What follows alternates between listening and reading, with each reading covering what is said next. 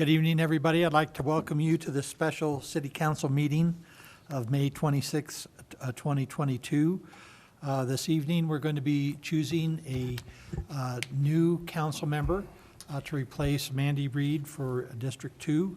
In addition, we're going to be choosing 4 citizens to represent various interests on the Trails Committee. So we have a couple of things that we're going to be doing tonight. Could we have a roll call, please? Councilmember Dennehy? Here. Councilmember Schmischer? Here. Councilmember B. Smith? Here. Councilmember Stein? Here. Councilmember Tracy? Here. Mayor Pro Tem Hamrick? Here. Mayor Smith? Absent. Who is absent due to family considerations tonight. So we have a process to go through. As council interviews candidates, one thing that we keep in mind is being fair to all the candidates. And so we intend to ask the same question to each of the candidates for the 2 different choices that we're making tonight.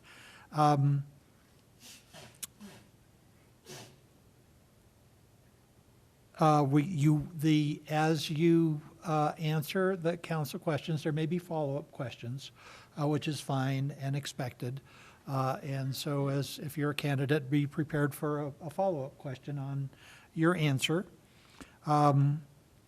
We are generally time limited, but this is an important process conducted in public and for the public, so we will take the time that we need.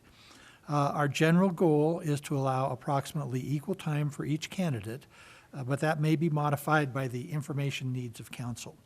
How we're going to do this is all council members will ask their questions. After questioning, we will proceed to a voting phase. We have paper ballots up here that have each council member's name on the ballots. This is not a case of a secret ballot. But the purpose of the paper ballots is to allow our clerk to tally the votes.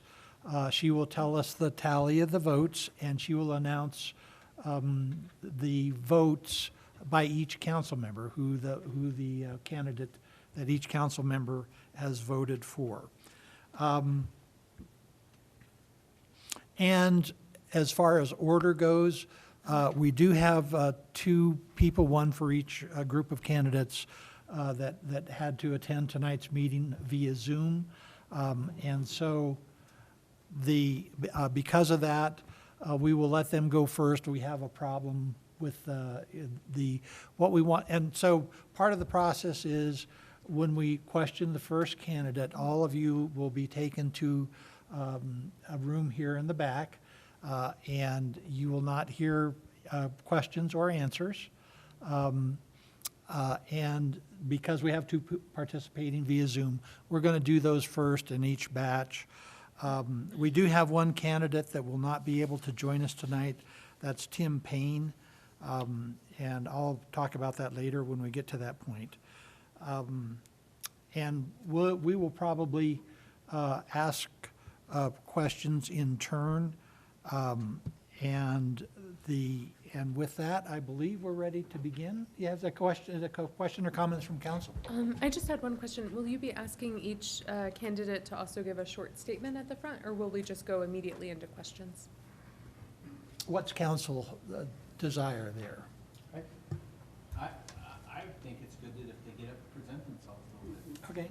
Yeah. But maybe a time limit of 2 or 3 minutes. Yeah, but I think that's. Okay. Councilwoman Tracy? I'm sorry. Oh, I thought you might have a comment. No, I just thought it would be good to specify what that limit is, whether it's So 2 or 3 or what. 2 or whatever. 3. Okay, Does somebody else want to time?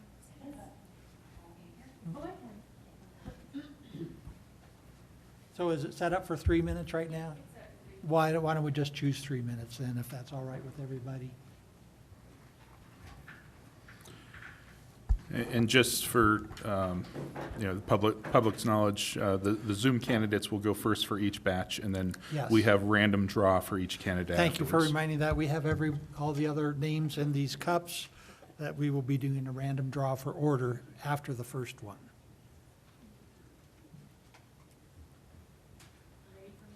Yes.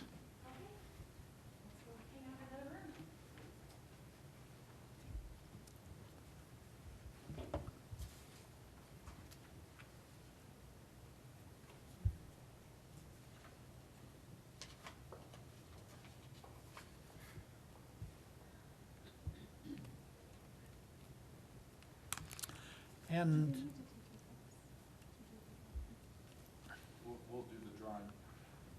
We'll do the drawing here, and I'll go grab them from the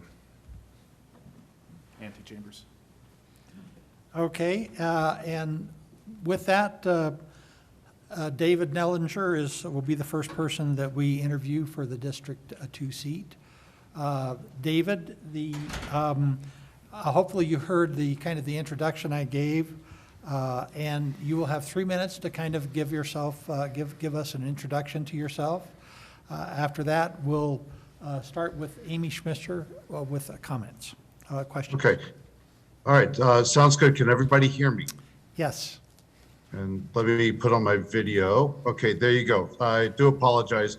I've actually got a family reunion for my mom's generation here in Maryland. So this is one that they're probably never going to see each other again. So this is one that I had to attend. So I do apologize. But okay, so 3 minutes. To the members of the Canyon City Council, again, my name is David Nellinger, and I'm applying for the District 2 Council seat. The reason why I think that I'm the best fit for this is both between my experience and my professional experience and my involvement with Canyon City organizations will allow me to be a contributing member of the council. This is something that I've wanted to do ever since I retired here in 2013. So a little bit about me. I'm a retired lieutenant colonel, 22 years of experiences at all level. As a Corps of Engineers officer, considerable amount of experience in dealing with multiple stakeholders and planning, executing projects of all sizes. I've done this in overseas. I've done this in the United States. I've done this in varying degrees of difficulty with this. And again, right now I'm hired. My current job is developing long-range infrastructure programs for the U.S. European Command. So working with them on basically how to make sure that Ukraine never happens again. That's what my current job is doing, working on the infrastructure to make sure that we're more resilient next time. And let me talk about Canyon City. I've been very active in a lot of Canyon City organizations, understanding my adopted hometown. Right now, I'm a precinct committee person for my neighborhood. I'm a coach and a competitive athlete at Canyon City Community Fitness. I'm a committee member at large for St. Michael's Church. I'm also a crew committee member for the local scout crew. So if you've ever been to the haunted house at Dockside of the Abbey, that's my crew that we're working. I'm a huge supporter of Canyon City High School. I've got two of my four children are alumni, and one's currently a sophomore. And then again, my son is also a member of the Canyon City Police Department. And so I'm definitely for that organizations. And I think that should be my 3 minutes.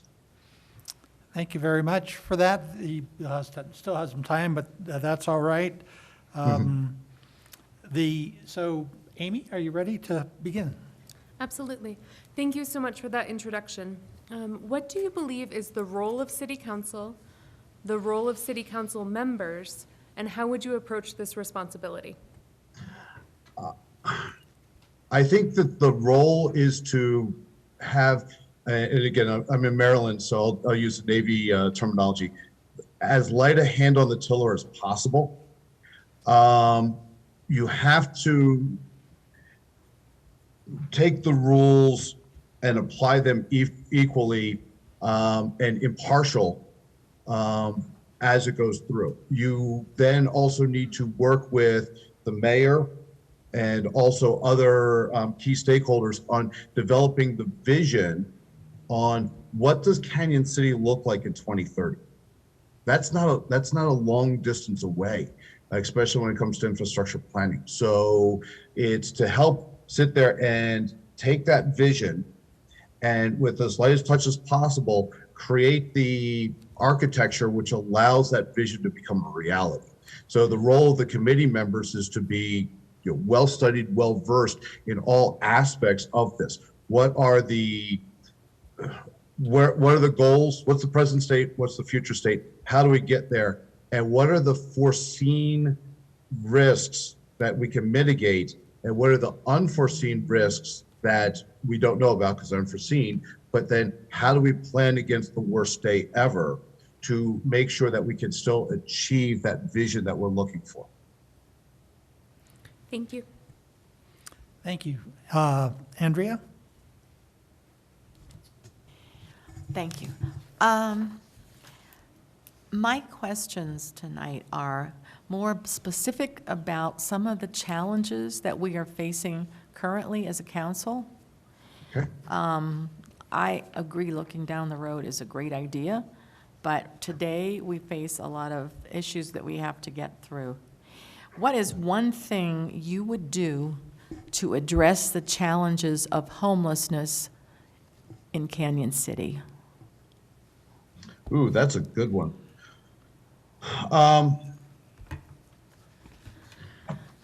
I've actually been talking with my son about that over, not beer, but been looking at that of how do you encourage these individuals? Because again, my son knows most of the homeless people by name because if you've ever met my son, he's a big boy that if they ever start causing problems, they sit there and say, we're going to go bring Officer Nellinger in unless you calm down. So he knows most of these individuals by name. And a lot of them are fundamentally, have fundamental mental issues. So it's a combination of a carrot and stick of, all right, where do we actually put our limited resources, time, money, personnel, into programs that actually will get them into institutions that can help them, while also then the stick of sitting there and giving the police and the local community the ability to kind of drive them to there. They're not willing to go to these places now because, and you know that because they're still on the street and we still have these issues. So then you gotta kind of make the going there a little bit more enticing while sitting there and giving a little bit more abilities to the police to let them go there and to kind of push them in that way. Thank you. Tim? Good evening. My question is going to revolve about something that is the river corridor. And how would you like to see the river corridor built or projected, within the Canyon City area? Because the river is such an important aspect, and there's a lot of people who want to see growth on it. There's a lot of people who don't want to see growth, specifically, basically the areas that are open, Skyline Steel area, maybe even going west a little bit. Right.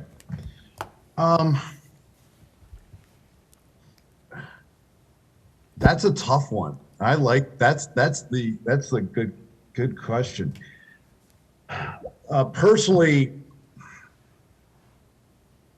that corridor is absolutely beautiful, and it draws in a lot of people to our community, which again brings funding, brings notoriety.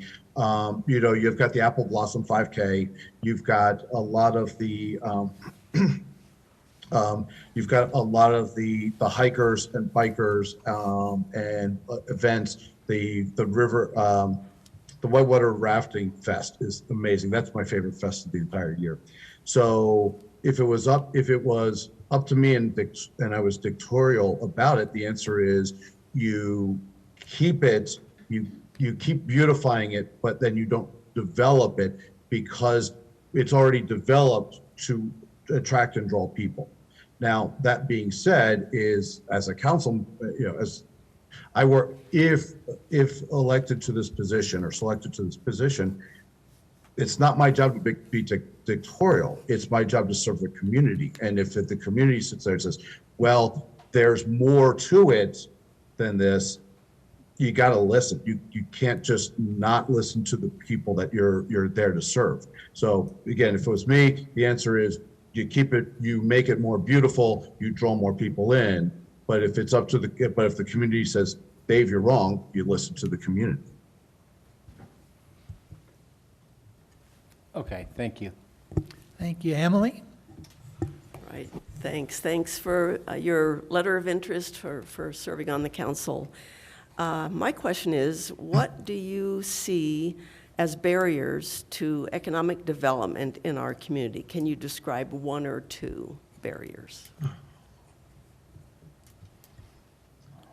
I think the one barrier is that we're a stop in between going to anywhere else. If you're going to go through Canyon City to go up to Skyline, you're going to go through Canyon City to go up to Monarch. There are a couple of draws that we have. I love the museum, the Territorial Prison Museum. That thing's absolutely great. And obviously the Royal Gorge Railroad is maybe the hugest draw that we've got, but there's not a lot there that we've got that will actually sit there and bring people here. Now, when we first got here, what was it, 13, 14, when I first retired, like every weekend it was a different fest, and that was cool. That was amazing. And I think that COVID and the shutdown really affected us. But if we can sit there and say, Canyon City is not just the railroad, or Canyon City is not just the gas, they stop to go get a gas and an ice cream as we're going to someplace else. It is there. We can then remove that barrier of, it's just a stop. It's just a pass-through point. I think that's the key thing. And I don't think that that's particularly hard. It's not a lot of infrastructure, but it's a lot of personnel effort to sit there and promote it, get it out on social media, and sit there and realize for the first couple of years, we're not going to get the amount of people that we want to, because it's got to come through word of mouth. But have a couple things that are annual that then sit there and feed upon itself, and then get back to every weekend, every other weekend, we are drawing more people in. Thanks. Brandon? Oh, I'm going to be brief here. I do have a two-part question, though. One, have you read the city's charter? And how many meetings have you attended or watched recently? Ooh, okay, yep, you got me on that one. I have not read the city's charter. And I have just started getting, for lack of a term, politically involved. So I have not been to any of the city's meetings. I just started joining what was the term? I want to make sure I'm correct. Precinct committee chair. I just joined and became a member of the precinct committee chair in March. So I'm nascent in my political career, as it were, with this. But when this opportunity came in, I said, might as well try. The worst thing that could happen is I learn and I get better for the next time. And if I'm the best person, then I sit there and I've got some homework to do. Thank you. Thank you, Brandon. This is John Hamrick. Do you prefer Dave or David? I'm a Dave. My dad's Dave. Thank you. Dave, in Canyon City, we have a strong city administrator form of government. Are you familiar with the implications of that or any of the details of how that type of government works?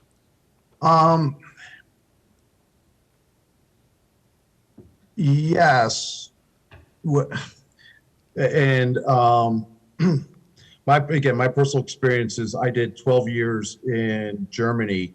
So I lived on military bases where, again, the base commander was the authority and he could literally remove people from ever entering his base. So I come from a more dictatorial background, but I'm actually currently studying to take my AICP, American Community of Instituting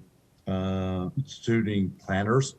So I'm taking that. So I'm doing the studying and learning about that more from a book sense. But as mentioned previously, I haven't attended any meetings, so I haven't seen this in real life. My previous experience has been living on military bases, and now I'm catching up by doing the book learning so that I can actually become certified.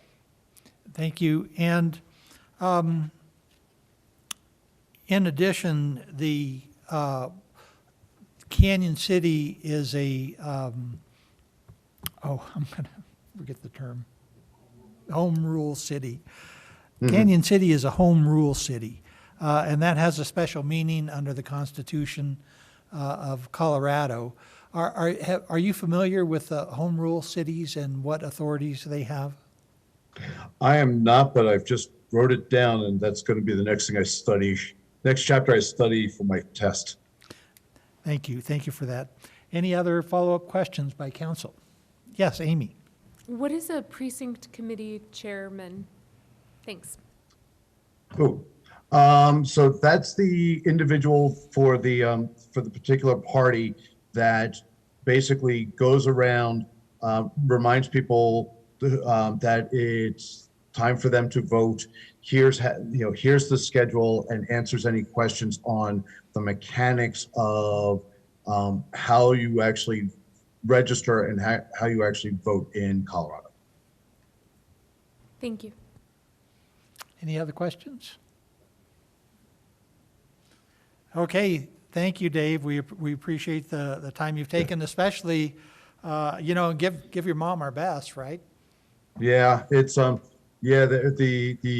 elder brother is turning 80, and and their younger sister's actually got multiple sclerosis. So this one's a tearjerker. So I'll let everybody know what happens.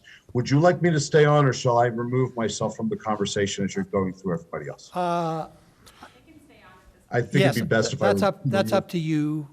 Yeah. So you can stay on, or because I'll this- remove myself. Because I don't want to interfere with the process. Thank you for that. Yes, and again, thank you for the consideration. This has been absolutely a wonderful experience for me. Thank you. Okay. Bye. Okay. Oh, I get to do the honors. Keith Nordell. David, just to, Yes, after the, yes, there's not a problem with that.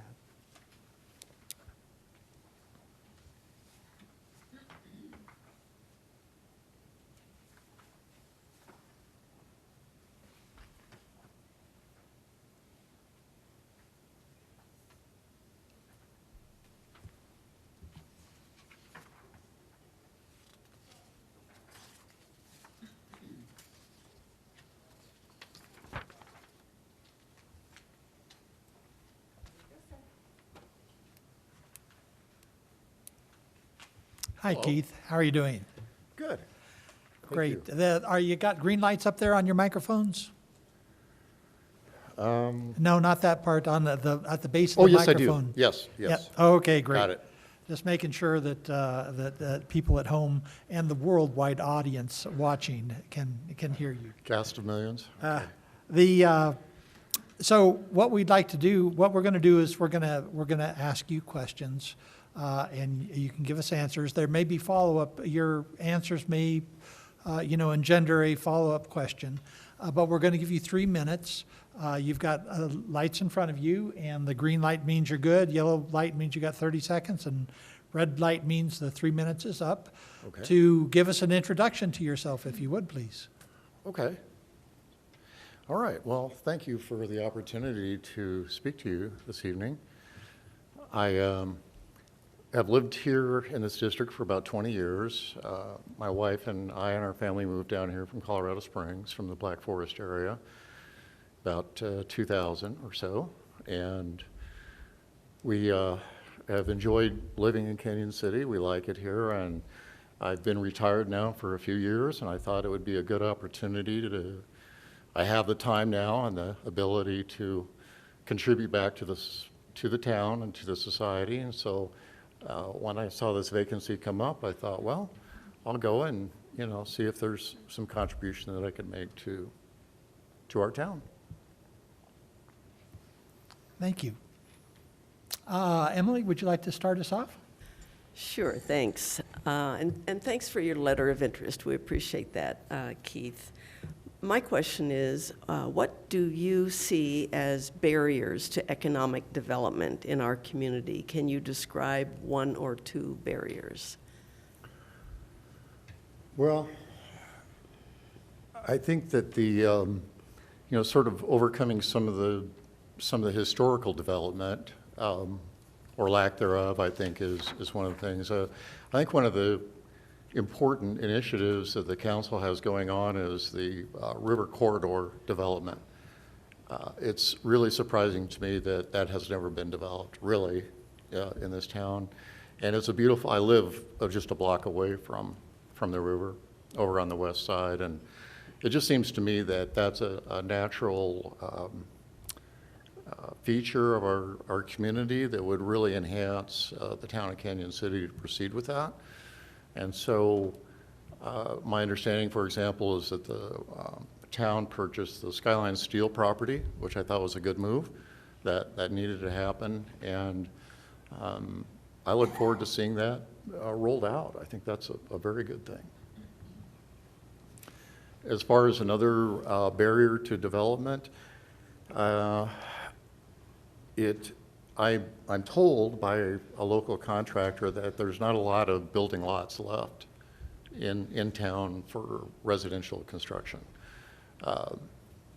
In terms of multiple, a larger development type of thing. So I suppose that if the city limits stay more or less the way they are, that there's some limitation there to doing more residential development.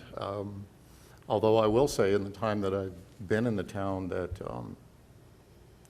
I've been impressed with the number of older properties that have been rehabbed and restored, because we really do have some beautiful homes and older properties in town that I'm glad to see people took the pride and time and effort it takes to keep some of those properties in place. Some of them need to go away, but for the most part, we do have some beautiful old properties. Do I need to reset this thing, or? No, Oh, you're okay. good. You can take as much time as you need to answer our Okay. questions. This is, the time part is just the introduction. All right, thank you. Hi, Dan. Keith. Mine's a two-parter. One is, part one is, have you read the city's charter? And how many meetings have you attended or watched in the last year? Okay, Brendan, I'm sorry, I only heard part of what Okay. your question was. Have I read the city charter? The city charter. and- I've read parts of it, so if I have a question about something, I'll go on and try to search for that part of it. Okay. To try to read it, to find out what the city policy is on certain things. And what was your second part of your question? How many meetings have you attended or watched in the last year? Oh, in the last year, I watch them online from time to time, a few, maybe 2 or 3, something like that. Okay. A lot of times I find it's faster just to read the minutes than to watch the whole video of what you talked about. So, I definitely enjoy your honesty on that. yeah. And I'll go ahead and jump in here. Keith, we have a strong city administrator form of government rather than a strong mayor. Are you familiar with that form of government? Somewhat, although I don't suppose that I could really articulate, the difference between John Southers and Ryan Stevens and how their different jobs break down, so. I do come into this. Excuse Go me, ahead. we know one is much more handsome than the other.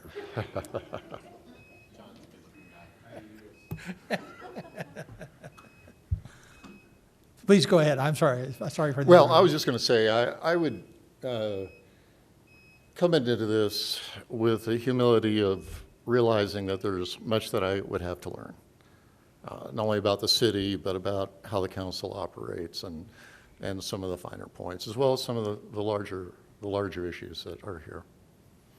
And the second part of my question is, Canyon City is a home rule city under the Constitution of Colorado. Are you familiar with home rule cities and the authorities that they have and how they differ from the other cities? I know some years ago I did review the Colorado Revised Statute on that issue. I haven't read it lately, so I don't know if things have been changed or how it would necessarily apply to Canyon City at this time. Thank you. Thank you. Tim? Hi, how are you? Good, good. Well, you kind of already jumped in on something on your opening statement, because, I'm going to talk about the river a little bit, and you did say that you wanted to see some develop in that, and, people are looking at developing that in different ways. Some people want to see it just naturally scaped, other people want to see some restaurants and, maybe even a few apartments and that along the river stretch, and I guess I would like, and I agree with you. I've said the same thing as your statement is the whole river corridor. It's amazing. We're the only ones basically along the river that don't have anything. But how do you feel about that? Do you want to see it more of a commercial type development, or a little bit of both, or just as a natural landscaping? Well, first of all, I think it's good to have some planning, to think through it and say, well, what do we really want as a community there? Some of the development ideas, I guess, that I would have are reflected in some of the places I've been that have done that sort of thing, like Estes Park, Pueblo, places like that. I think there's some things that are good and some things that are not so good. I supported, for example, the bike path. I thought that was a good thing that came in, and I live a block away from that. So I thought that was a good development. I look at the train depot area. On any given weekend, there's a lot of tourists from out of town that come and enjoy that. And I think when they get there, they need to have places that they can go, whether it's, some commercial development in terms of restaurants or places to get a snack or whatever. And I'm not opposed to some housing development, but I think it needs to be thought through in terms of how does it interact with the overall theme of the Riverwalk and what's going on there. Certainly shouldn't restrict, access along the river, I would say. I think having that access for the people that are walking and bicycling and rafting and that sort of thing is a good thing. And so I think whatever development it is should accommodate the public and that sort of thing. I lived in Southern California for a time. There's stretches of the beaches down there that are off limits. You can't go there. They have the same thing in Hawaii. I understand it's different, but the point being is I think the river is a community asset and it should be developed accordingly. Thank you. Andrea? Hi, Keith. Hi. Thanks for being here and putting up with us. I have one question, and that is, what one thing would you do to address the challenges of homelessness in Canyon City? Well, let me first say, I think it's a positive development that the city is working with the county in addressing that issue. I can see that the city has made some progress. insofar as we don't have people living in the band shell over at Veterans Park anymore. That's a good thing. I use the South Canyon Trails quite a bit because I live over there, and the homeless population is steadily growing in that area. There are quite a few people living back in there, and this was a case last year as well. One thing that I think I would like to be a part of and try to help in that coordination with the county as far as how it's addressed as far as in, the entire area. It's one thing for the city to make positive developments, but if it's not in coordination with the county and we're not in sync with them, that's probably not optimum. So. Thank you. Amy? Thank you, Mayor Pro Tem. I also have a two-part question. What do you believe is the role of City Council? I'm sorry, Amy, I wear hearing aids and I cannot Sorry, hear I'll you. speak up. Sorry about that. What do you believe is the role of City Council? Well, I would say in general is to give some direction and leadership in the town, to support the mayor and the city and the city administrator in initiatives that they believe are important and they need to be followed through on. I think there's, the city council can't do everything, can't address every problem that the town has. I haven't received a newspaper for about 2 months, and I don't suppose that the councils can do much about that. But I think as to whatever the, initiatives are that come about and the challenges that, you get behind those and try to move things forward and try to find solutions to problems. And the second part of my question is, what do you believe is the role of City Council members, and how would you approach this responsibility? I would say that, from my perspective, that the role of the city council members is to work collaboratively. That doesn't mean that everybody agrees on everything all the time. But for example, I sit on the boards of several nonprofit organizations, and I have over time. I'm on the board of the South Canyon Ditch Company, so I understand, you can have differences of opinions on things, and that's fine. I think it's important that people work respectfully with each other, but also be willing to agree to disagree when it's necessary, and to not be shy in giving my opinion. And maybe you agree with it, maybe you don't, that's fine. Okay with that.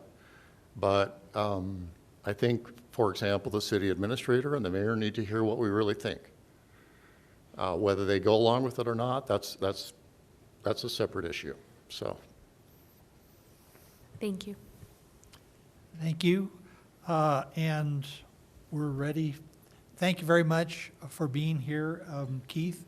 And you can stay in the audience if you like and hear how we handle the others. Or it's up to you what you'd like to do from here. But we'll interview a few more and then we will proceed to a vote. All right, well, thank you very much.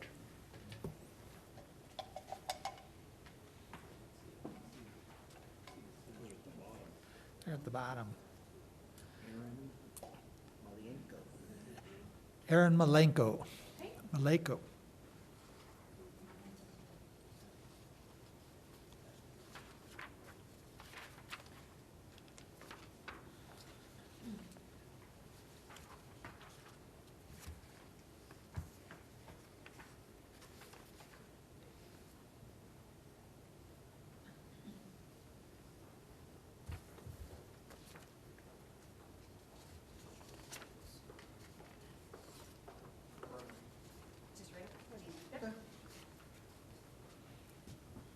Hello. Good evening, Aaron. Good evening. What we're going to do is, as a way of introduction, we're going to give you 3 minutes to tell us a little bit about yourself. This is just free form, whatever you'd like to tell us or let us know. The lights in front of you, the green says you're good, yellow says you have 30 seconds left, and red means that you've hit the 3-minute mark. I don't think we'll get to red. Okay, well, just to introduce myself, my name is Aaron Maleko. My wife Tammy and I, we live at 310 Macon Avenue. We've lived in Canyon City for about 6 years, moved here from Arkansas to work for the Colorado DOC. So I worked for DOC for about 5 years. Before that, I worked for DOC in Arkansas. I enjoyed it, but it's not something that you should do your whole life, I don't think. But I'm also a real estate broker, so I developed that to the point where I was able to retire at a reasonable age, and now I have more free time on my hands, and I enjoy this city. And there are things that I really like about this city compared to a lot of the other places that I've lived. There are some things in the city, like any city, that concern me. And so when I saw the opportunity for a council, for the District 2 seat opened up, I thought, well, I can either, sit and complain or make little comments on Facebook, or I can be a part of it. And I've never had any aspirations to be on city council, and it's not something I thought about doing until it came up. But it interests me. I've watched a lot of the meetings and worked with a lot of people at the city in the offices and some of the people here on council, and just really enjoy the town and enjoy the people here. And I like that Canyon City likes its law enforcement, and I just think it's a city that I could be very proud of and would like to be more involved in. So that's it. Thank you for that. Amy, you want to start us off? Sure thing. Thank you so much for that. So I have a two-part question. Okay. What do you believe is the role of city council? The city council, I see them as the people that represent the people of the city, but they also help guide. I know that if we gave the citizens everything they wanted, we'd probably have some issues. We probably help direct things in a responsible way. We have to make sure that things are done legally and responsibly, and we manage growth, but we do represent the citizens. Great, thank you. So the second part is, what do you believe is the role of city council members, and how would you approach this responsibility? By doing a lot of research, for one thing. I mean, I've watched a lot of city council meetings, some of them recently as they're happening, and I've watched some older ones to kind of see how it works. The city council members for the individual districts, from what I understand, they represent an area.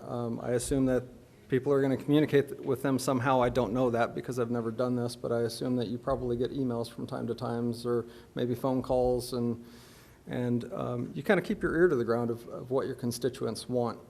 So you represent them. You may have your personal opinions about how things should go in the city, but I think some of that has to take a back seat to what the people of the city really want, and try not to push your own agenda too much. Thank you. Andrea? Hi. Hi. Welcome, and thank you for being here and stepping up to the plate. We need as many people as we can to be interested in what we do. My one question is, what one thing would you do to address the challenges of homelessness in Canyon City? Just one thing that you think would be the best possible thing to do. Thank you. Well, obviously, there's no easy solution, but what I would do is I would do as much research as I can to find possibly a city who has addressed this successfully. Homelessness has been around probably for as long as there's been homes. There must be a community somewhere in the nation, or maybe even outside of this nation, that has come up with something that has actually worked. I would meet with them, talk with them, and do some of the things that they're doing. I mean, I don't think we should reinvent the wheel. There's got to be something that's addressing this correctly, and we need to find out what it is. Thank you. Tim? Good evening, Aaron. Good evening. I have a question. Just mine is, regarding our river corridor, and I wanted, how do you see developing the river corridor, especially down around Centennial Park and, you know, the skyline still? Is that something that you'd like to see more commercialized, beautify it? I just want to kind of get your feelings on how do you think what, you know, the city or, you know, work on developing our river corridor? Well, the river corridor right now, even, I mean, I've lived a lot of places and some of them have had rivers. I think, I like the river walks. We visit the river walks when we can, and, you know, we hadn't gone there for a year and I expected them to be full of tents and cardboard and trash and all that, and I was very pleasantly surprised last time I went that they're kept very nice, and it does my heart good to see like a lot of people going up and down the corridor. As far as developing them with shops and restaurants in Salida, like Salida has done, I don't think we should try to be Salida. I think, you know, I like to see some development down there, but I also have concerns about it taking away from Main Street. I think there should be some development down there. Obviously, there's a big draw with the train and the rafting and all that. I would just do it cautiously, and I wouldn't want to get too big with it. Okay, thank you. You're welcome. Aaron, our form of government here in the city is a strong city administrator as opposed to a strong mayor. Are you familiar with those forms of government and the differences between the two? No, to be honest with you, I really don't. I mean, I know who the city administrator is, I know who the mayor is, but no, honestly, no. Okay, thank you. Thank you for that. In addition, under the state constitution, we're a home rule city. And I was wondering if you're familiar with that, what authorities and responsibilities come with a home rule city? No, I'd have to research that more. I've seen that in, you know, Wikipedia, that it's a whole home rule municipality, but I've never really looked into what that meant. Thank you for that. All right, Aaron, I'm going to give you some that you can just knock out of the park here. Oh, okay? good. Easy ones, thank you. The first one is, have you read the city's charter? Yes. And how many meetings have you attended or watched in the last year? Oh, in the last year, I would say at least a dozen. Okay. But yes, I read I actually asked Cindy, I said, okay, what do these guys live by? Because, you know, what is the handbook? And she directed me to the city charter. I said, oh, that makes it. And it explains a lot of things, you know. And I found the addendums to it and the updates and the changes. And I can't say I read every word, but I definitely got a good feel for it. Awesome, thank you. Yep. Emily? Thanks, and thanks for your interest in the position on council. My question is, what do you see as barriers to economic development in our community? Can you describe one or two barriers that you see? I would say resistance from citizens would be one issue. There are some people in probably every town that just don't want to see the town change. They don't want to see advancement. They'd like things to just stay the way that they are. And funding, you know, funding development. It takes a lot of money, and anytime the money doesn't come from nowhere, and if it's going to come from taxes, then that's going to be an uphill battle. So finding the money to develop. Thank you. Thank you. Any other questions from council? Thank you very much, Aaron. We appreciate you taking the time to be here tonight. Yeah, follow-up question, sure. Sorry. You had mentioned in your opening statement that there are things that concern you about Canyon, but it didn't really come out in any of the responses to questions. So I'm wondering if you could share what are the things that concern you? Well, and it's one of the hot topics right now is the homelessness, which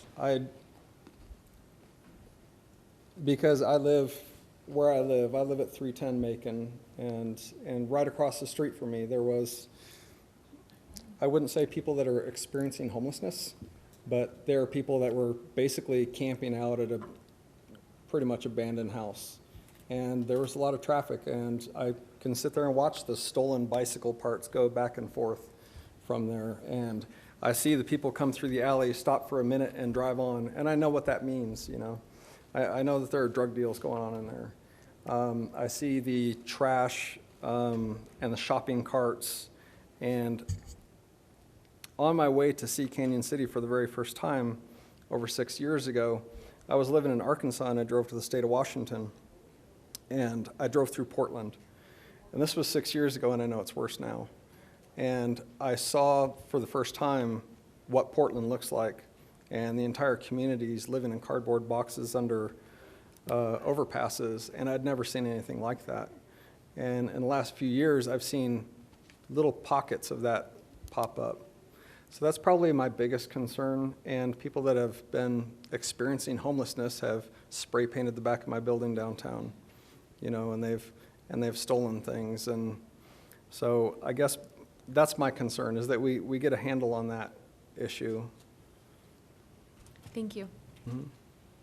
Thank you. Thank you for that. You're welcome to take a seat in the audience or go back in the room with your 4 other newest friends. You're going to bring out the next person, right? We will. I'm not going to sit there and pressure them by sitting here and listening to them, so I'll go back there. Thank you. So, thank you.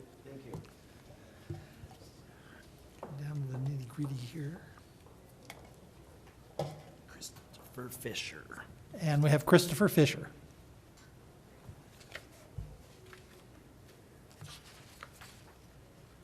Make Kathy go last.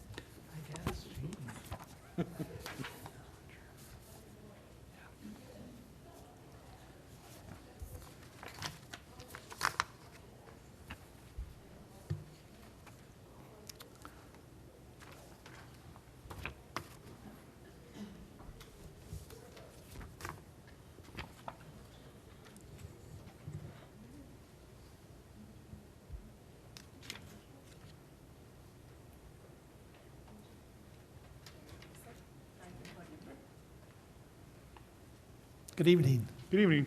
Thank you for applying, and thank you for being here this evening. Do you prefer Christopher or Chris? Chris is fine. Chris, great. Chris, what we're going to do is give you an opportunity. You have 3 minutes to give us an introduction. It's free form. You can tell us whatever you'd like to about yourself. The light's in front of you. Green means you're good. Yellow means there's 30 seconds left. And red means that the 3 minutes is up. Very good. And so please go ahead. All right. Well, good evening. Thank you for this opportunity to interview with all you. I really look forward to it.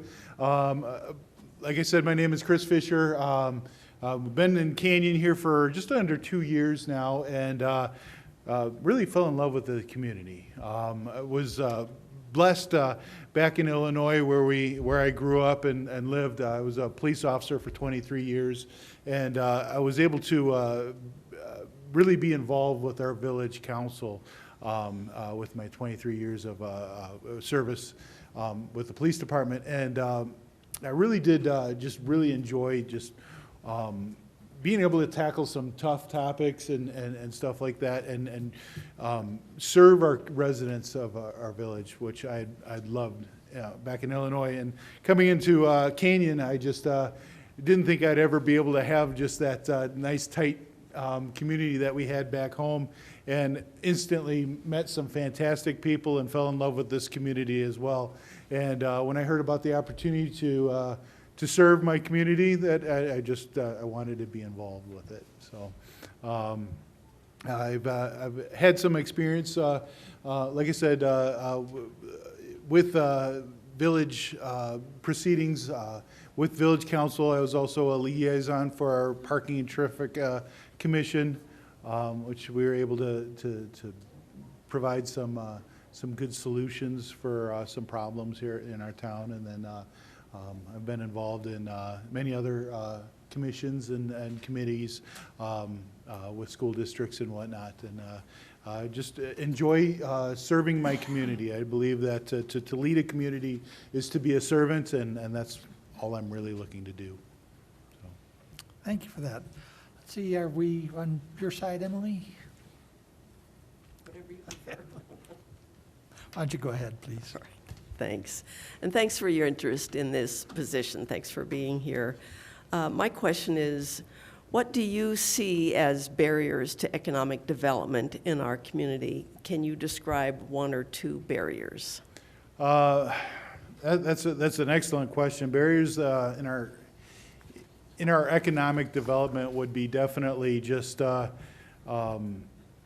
way things have always been, is always been a barrier. I've always looked at, when I led in the village that I always looked at it something, and I said, ask the question is, why do we do things the way that we do them? And if the answer is because that's the way we've always done it, then that was a good clue is, well, let's look at that. Let's see if this is the best way that we're doing things. Let's see if there's better ways to do it. So I do believe the biggest barrier is just kind of like locking into is that's the way that we've always done it. Now, if we've always done it that way because that's what makes sense for the community, then that's the way it should be. But I think just by starting and looking at why things are done the way that they are is a good way to look into moving forward in economic development. Thank you. Brandon? All right. First, I want to say that you look super sharp tonight. Oh, thank you. Have you read the city's charter, and how many meetings have you watched or attended in the last year? I have not. I have not read or attended any of the meetings. Awesome. So, Thank you. Yeah. Chris, the Canyon City has a strong city administrator form of government as opposed to a strong mayor. Are you familiar with those two forms of government and perhaps the differences between the two? I am, and it's exactly how our village in Illinois that I worked for 23 is the way it was run. So I'm very, very familiar with it. And, that's why I feel very comfortable to be here tonight and get involved with it. Thank you. And in addition, our state constitution establishes a couple of different forms of municipal government. One of them is a home rule city, Correct. which Canyon City is. Are you familiar with that and some of the authorities and requirements for home rule cities? I'm not, but I'd be willing to research it and be aware of it. So, Thank you. Yep. Tim? Thank you, Chris. And I'm going to ask you mine are going to go a little different. How do you see developing on the river, and when I say that, do you want to see, the city bought some Skyline Steel property, there's going to be potential for some more property, but we're looking to say, hey, how do we want to develop this? Do we want to keep it natural? Do we want to build some restaurants, apartments, and that, or, how do you feel that the city should go about on our Riverwalk? And specifically to the development of the riverfront property? Sure. I think that there should be a balance. I think that there could be some development of it, but I don't think losing some of the natural abilities or natural of the riverfront should happen. So I think, I do believe that there should be some development, but I do believe that there should be a strong balance between the development, wise development, and leaving some natural areas for the public to enjoy as well. So. Thank you. Thank you. Andrea? Good evening, and thank you for stepping forward, and thank you for your years of service. Thank you. I have one question, and you may have had a lot of experience with this over the years. What one thing would you do to address the challenges of homelessness in Canyon City? I think one of the things that the homelessness in Canyon City can be addressed with is just, number one, just paying relational rent. I do believe that the police departments and the public servants should pay their rent with the homeless. Basically, get to know them, see what resources that we have that can help them, and that can where we can move number one, find what the issues are, and then move them into places where they can find help. So I believe that, and the only way to do that is to pay relational rent with them, get to know them, That's one thing that I've done as a police officer. And we did have a very large transient a population in the town that I was, and I can tell you I could probably name each and every one of them by first name. And just get to know them and find out what their needs are. They're humans, and they deserve respect and everything that we deserve. And my goal would be to equip our public services to address those needs. Thank you so much. Thank you. Amy? Thank you, Mayor Pro Tem. I have a two-part question. Sure. What do you believe is the role of City Council? The role of City Council is to serve our residents. Number one, first and foremost, is to serve them and basically provide a good community, a safe, well-being for our residents, and a good economic place for our businesses. But the number one role for City Council is to serve our community. And the second part of that question is, what do you believe the role of City Council members are, and how would you approach this responsibility? I believe that the role of a City Council person is as a servant, focusing on what decisions need to be made to do that, to provide a safe, secure community for our residents and a strong economic community for our businesses. And the way that I would approach that is again, kind of going back into that paying that relational rent, is seeing what are the needs of the community. Being in the community and seeing where we're succeeding, where we're not, and what we can do to make the changes. Thank you. Yes. I had one question just based on the resume, if that's okay. Sure, please. I know in your opening remarks, you mentioned that you had been here about 2 years, and I noticed on your resume that you were in Downers Grove, Illinois until September 2020. So I just wanted to seek clarification on when you moved to Canyon. Yeah, September 2020, so I guess it would be just a little bit under 2 years that we were here, so, yep. Sorry, so you moved to Canyon City in September 2020? Correct. Okay, wonderful, thank you. Thank you, Chris. We don't have any further questions for you at this time. You're welcome to sit in the audience and hear our final candidate, or go join your best new best four friends in the back room. All right, thank you very much for your time. Thank you.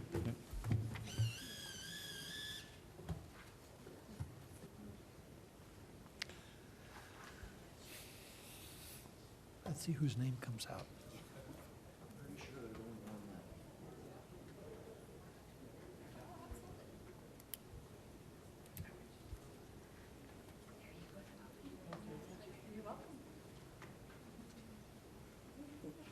Good evening, Kathy. Good evening. How are you? Thank you for being here and participating in this process. What we're going to do is give you a chance for 3 minutes to tell us whatever you'd like to about yourself, or speak to whatever topic you'd like to. You've got the lights in front of you. The green light means you're good. Yellow light means you have 30 seconds left, and the red light means you have the time is up. And I would like to disclose to council that I have worked with Kathy on in various forms before, mainly over electrical issues. But nonetheless, I feel that I can be fair and impartial in making a decision here tonight. Just wanted to disclose that. And with that, we'll turn it over to you. Well, thank you all for having me tonight. I am very interested in helping the city and participating in the city. I have lived in Canyon for almost 21 years. We moved here in 2000. We were the 14th house built up in Dawson Ranch, so we've seen a lot of growth here in the area. I've tried to become fairly involved with things that go on here, a lot of them social, some of them including the Energy Committee, helping to provide some of my experience from 42 years of working with Xcel Energy. I think there's a lot that the city has to offer, and I think I would like to be able to contribute my knowledge, if I have any, and any expertise I might have to be able to support the rest of you here on council and, of course, help the city as a whole. So thank you again. Thank you. With that, we'll turn to Amy. Thank you, Mayor Pro Tem. So I have a two-part question for you, Kathy, and thank you Okay. for those opening remarks. What do you believe is the role of City Council? What do I consider my role on? What do you believe is the role of City Council? Oh, City Council has a big role as far as guiding the city in the future, coming up with a plan to continue on with what has already been achieved and what needs to be achieved. They unfortunately have the option of having to take care of the budget, approve the budget, make sure that everything is being able to meet the needs of the community with never enough money. You have the interest of the community to talk to you and have them speak their minds, sometimes positively, sometimes negatively, to say this is what needs to happen. But you are representing the community as a whole. And so I think basically you're trying to do the best you can for the community with a lot of knowledge that the general public does not have. And so I think you try to learn and do as much as you have with what you know and be able to do the best with prioritizing these needs. Thank you.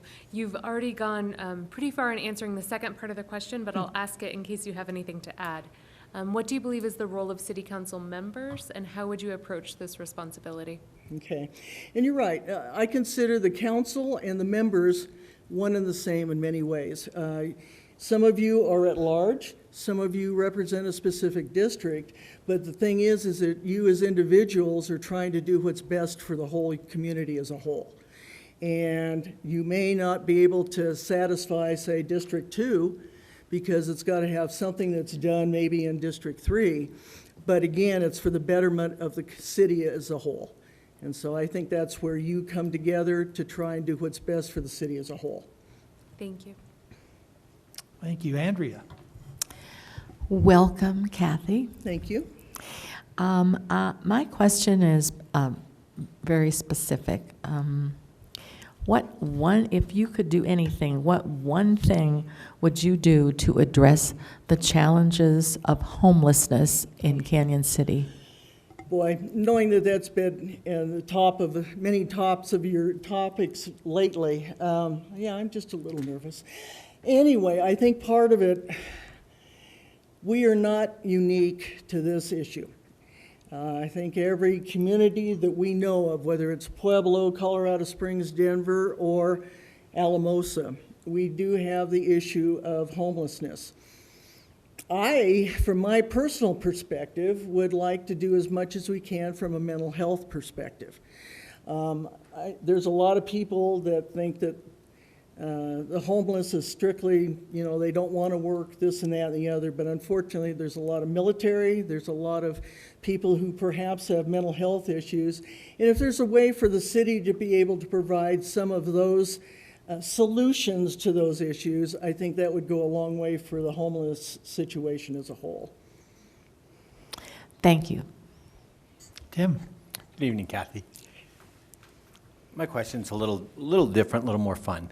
As we look down at the Centennial Park, Skyline Still, and possibly West, that's some city property in that there. How do you see, or how would you like to see that property developed? I mean, would you like to see that as a commercial? How would you like to see Canyon City build the River District? boy, there's so much fun things that you could do down there, and of course, it all depends on what the budget is, and we all know it's never enough. But what I think commercial, I also see an opportunity for even some type of convention center that would be a little bit different than the Abbey, being able to, again, take advantage of the tourist appeal that we as Canyon City has, but also be able to expand anything as far as maybe a convention center that's tied into restaurants and so forth, but basically have it be a hub to invite people down there, both residents and people from out of town to come and spend time there. I think you have to, taking a look at all proposals and seeing what's going on, but I think that we're on the right track as far as looking at commercial and convention and restaurants, that type of thing. Okay, thank you. Kathy, Canyon City has a strong city administrator as opposed to a strong mayor. Are you familiar with those two different types of governance and some of the differences between the two? Yes, I am. In fact, I was on a panel in Pueblo before they went to the strong mayor perspective, and the panel that I was on, we all said it should be a weak mayor and a strong administrator. So I like that perspective here. I think basically, yes, the administrator works at the discretion of the council, but I think it's good to have somebody who has the daily hands-on knowledge of what all the different departments and committees and personnel, what they do. And I think it takes some of the pressure off of quote-unquote volunteer, basically voluntary council members. You need somebody that has a hand on everything going on in the city. Thank you. In addition, in Colorado, our Constitution sets up home rule cities. Yes. Are you familiar with home rule cities and some of the obligations and limitations of them? Yes. As I mentioned in my letter of interest, I worked with 17 cities and towns within southern Colorado. Some of them were home rule, some of them were not, and basically it's how you conduct business. A lot of times, even with elections, with a home rule city, the major issues have to go before a city vote. You're not just arbitrarily setting up and rubber stamping or doing something that way as far as how it involves the whole city. So home rule is basically making sure that the citizens are involved. Thank you. Brandon? Thanks for going last. That's usually my role. Last on the ballot, last to talk. Best for last, or else get her out of the way. So I'm going to just throw you some softballs to knock out of the park here. Have you read the city's charter? Yes, I definitely All have. right. And how many meetings have you attended in the last year or watched online? Watching online, not too many. Being in person, absolutely not as nearly as many as I should have. I've been here for probably 4 or 5, I would say. Thank you. Thank you. Emily? Thanks, and thanks for your interest in the vacancy. My question is, what do you see as barriers to economic development in our community? Can you describe 1 or 2 barriers that you see? I'm slightly interested in the energy piece of it, so I think the cost of energy, especially electricity, is a barrier. I think the way that Canyon City has to look at economic development is a little bit different than a larger city, in the sense that my definition that I would have been mostly involved with is primary employers. And that means that over 50% of that company's income is brought in from outside Canyon City. You don't have too many of those here. I think there's opportunities for that, but you also have to look at incentives. And incentives are what so many companies are looking for, is what are you going to give me for tax breaks? Do you have any other incentives that you can give me, and this and that and the other? And I think that's one of the biggest roadblocks that Canyon City has, is the fact that you don't have millions of dollars to entice other companies to come here. Thanks. Thanks, Kathy. Any other follow-up questions from council? Okay, then we're done with the interview process. You're welcome to take a seat in the audience. Are we going to bring the others in? No?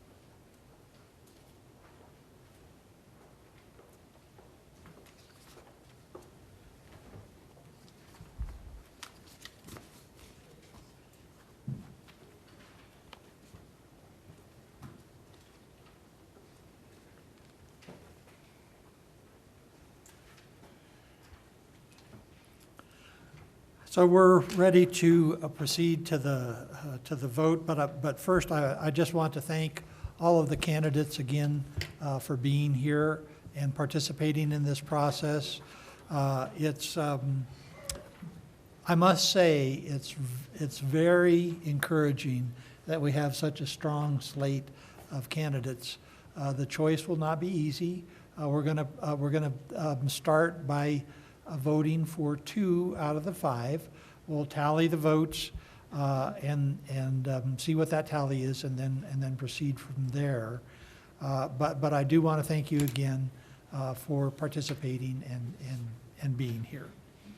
And with that, council, you can mark your ballots. Do you want me to fold it? No, not necessary.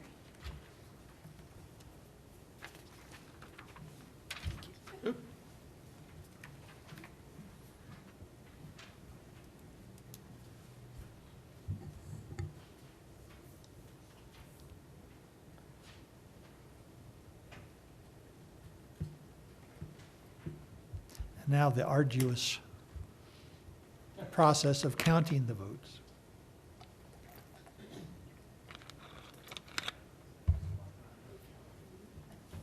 Cindy is our teller committee this evening.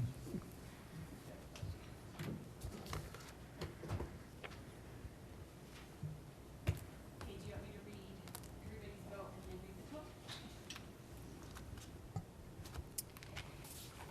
Councilmember Stein voted for Fisher and Worthington. Councilmember Dennehy voted for Fisher and Nordell. Mayor Pro Tem Hamrick voted for Fisher and Nordell. Councilmember Smith voted for Maleko and Worthington. Councilmember Tracy voted for Fisher and Worthington. Councilmember Schmischer voted for Maleko and Worthington. My top 2 would be Fisher and Worthington with 4 each. 4 each, thank you. Okay, so we will, given that result, we will vote again, and the remaining candidates now are Christopher Fisher and Kathy Worthington. Do I have that correct? And so please vote for 1.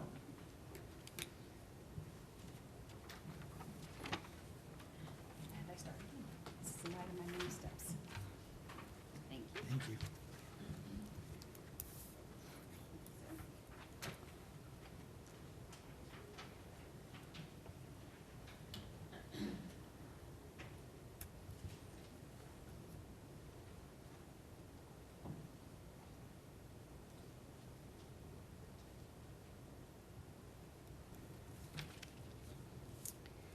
Councilmember Dennehy voted for Fisher.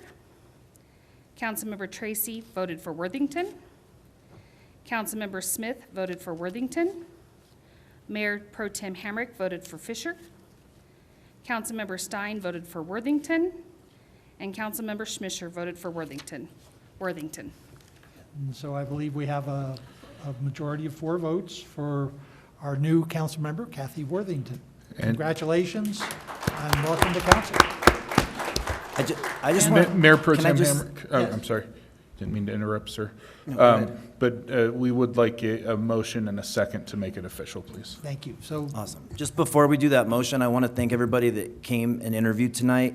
I was a person that interviewed twice and did not get it before I ran for council. So there's always vacancies and there's always an election. So definitely, if it's something that you're interested in, just keep it up. Thank you. Right. And I would add my thanks too, just wonderful candidates and really appreciate your interest, all of you. thank you, and I'm now open for a motion. Mayor Pro Tem Hamrick and council, I move to accept Kathy Worthington for District 2 seat. Second. We have a motion and a second. Any discussion? Would you call the roll, please? Councilmember Dennehy? Aye. Councilmember Schmisher? Aye. Councilmember B. Smith? Aye. Councilmember Stein? Aye. Councilmember Tracy? Aye. Mayor Pro Tem Hamrick? Aye. So that is official. We're going to proceed now to the second round of interviews. But before we do that, we're going to take a short 10-minute break.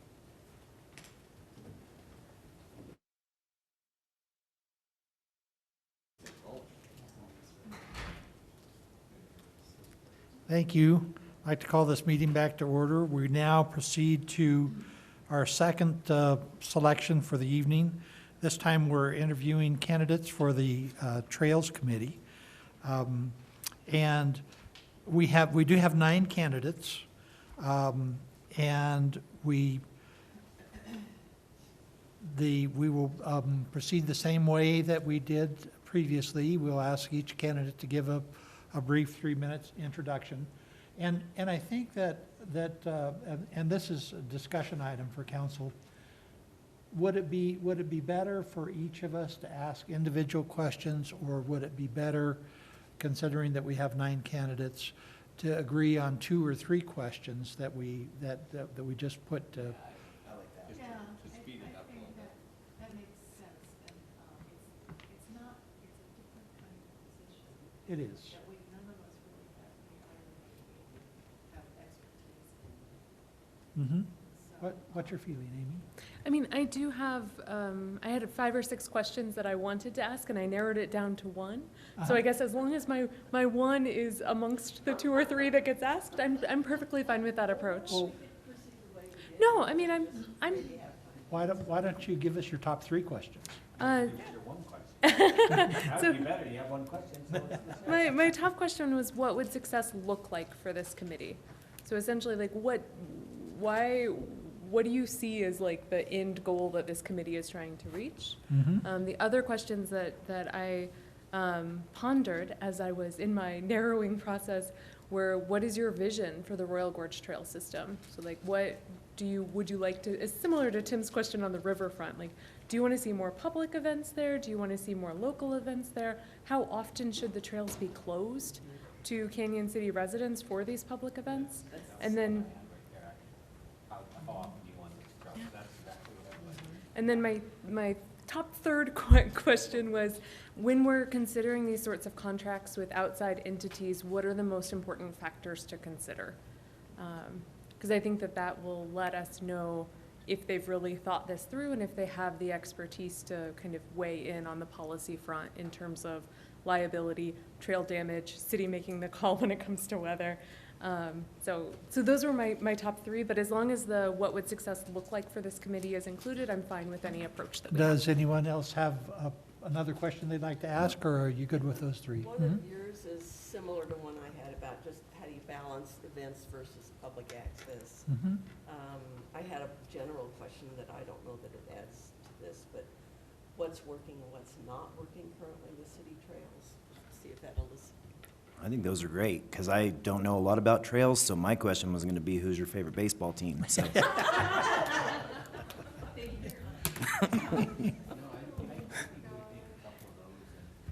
that's exactly what I would have been thinking too, especially at the events. And that's Mm-hmm. And so you're good with that, or would you like yours? It's fine. Okay, all right. So would you like to be the spokesperson then and ask the 3 questions? And what we'll do is proceed into the interview then. Molly, you've got a little bit of a leg up because you've heard our discussion here, but we're going to give you 3 minutes to introduce yourself. And you can tell us whatever you'd like, but we're very interested in hearing about you. And then we've got 3 questions. Great. Can you see and hear me? Yes. Okay. I apologize that I'm in the car. I had a prior engagement when I was assigned this time, so apologies for that. But my name is Molly McCarty. I have owned a home in Canyon City since June of 2019 and have been renovating an older home in the downtown area. And the reason that I chose to move to Canyon City from the Denver metro area was because of the community, the small town feel, but primarily the trail system. I believe that Canyon City has a very unique position with the trails that they have. Other communities have trails like Salida, Gunnison, but many of them don't have the opportunity to run 10 miles on a gravel path on the river, or now with our 1,800 feet of elevation on the Royal Cascade Trail. There's so much in Canyon City that people don't know about, I've discovered a lot even just since moving there. And so I'm very passionate about trails and trail use. I'm an avid hiker. I've hiked a lot in my life. But aside from that, my background is in medical sales.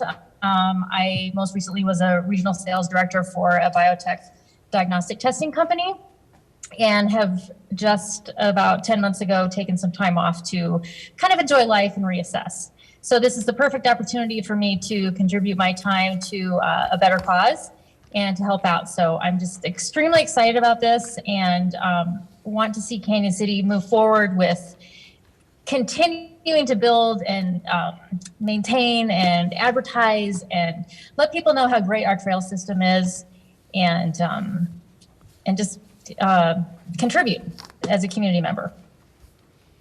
Thank you for that, Molly. And we'll now turn the questioning over to Councilmember Schmisser. Thank you so much, Mayor Pro Tem, and thank you for that opening statement. So we do have 3 questions for you, and I'll ask them one at a time.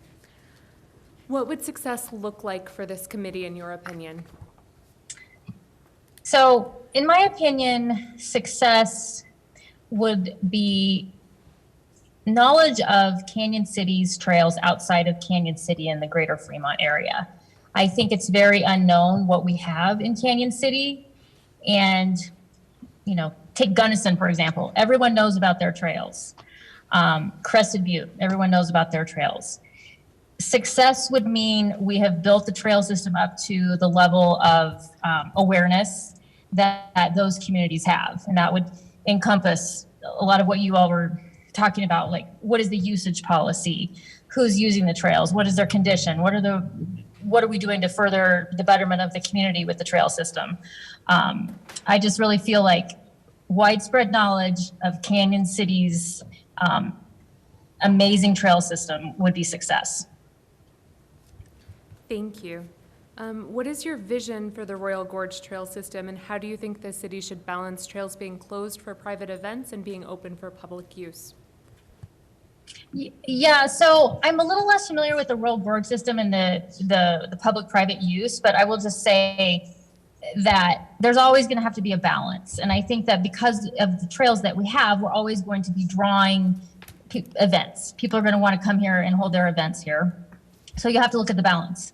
Is the community benefiting, the community, the taxpayers that are supporting the build of the trails? Are they able to access the trails, or are the trails consistently closed where they can't get to them? So like anything, I think you have to weigh the pros and cons of events. But I think we can manage the events so that they're a benefit to the community, whether, I don't know if that's, fees and funding that come from the events, from the event organizers, but there should be something in it from the community who's providing the amazing trails. But I think that there is a good balance, and that the trails sometimes will need to be closed for events. But I think that's very typical for a trail system that's world class, because people want to have events on them. So I just think we have to find the right balance, and we have to find ways for those trail and event organizer or the event organizers to give back to our community and make sure that they're not damaging the trails and leaving them worse for wear after the events. Thank you. And the third question is, what are the most important factors to consider when establishing contracts with outside entities to use our trails? Well, I think you have to put the community's best interests first. So we don't want to put the financial interests or publicity first. We have to look at the community benefits of these events. So I think that when we're evaluating contracts, we need to make sure that they're fair, that they give back to the community, and that everyone involved has a say in how the trails are being used and treated. I think that the concern here is potentially misuse or mistreatment of trails and overuse. And I just think we need to, again, balance that with notoriety and the knowledge throughout Colorado and beyond that we have this exquisite trail system.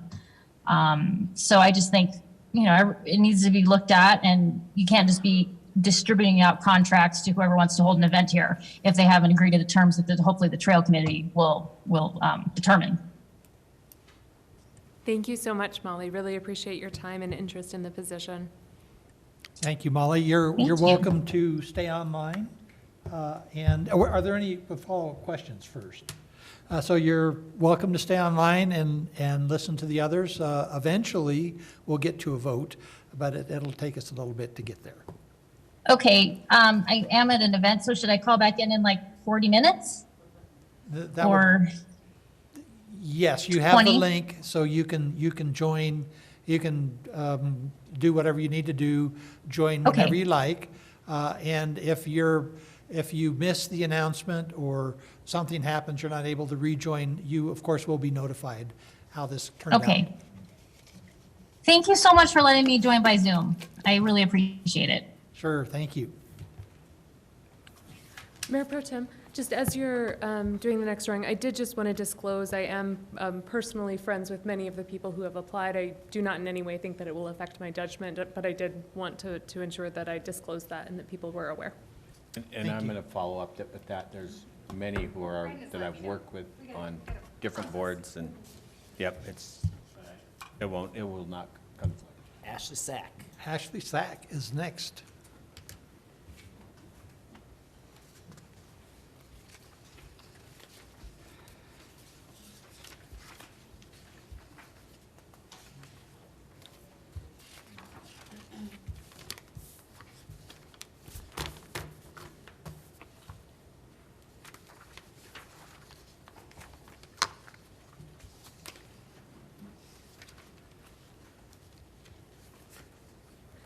City.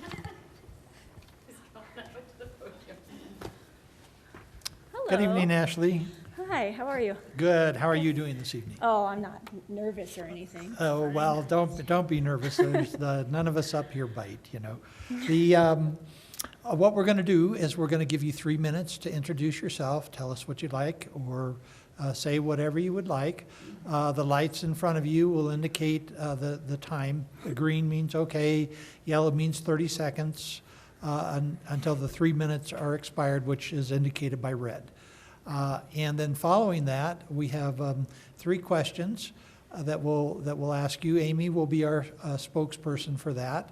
And if there's any, if your answers elicit any follow-up questions, we'll ask at that time.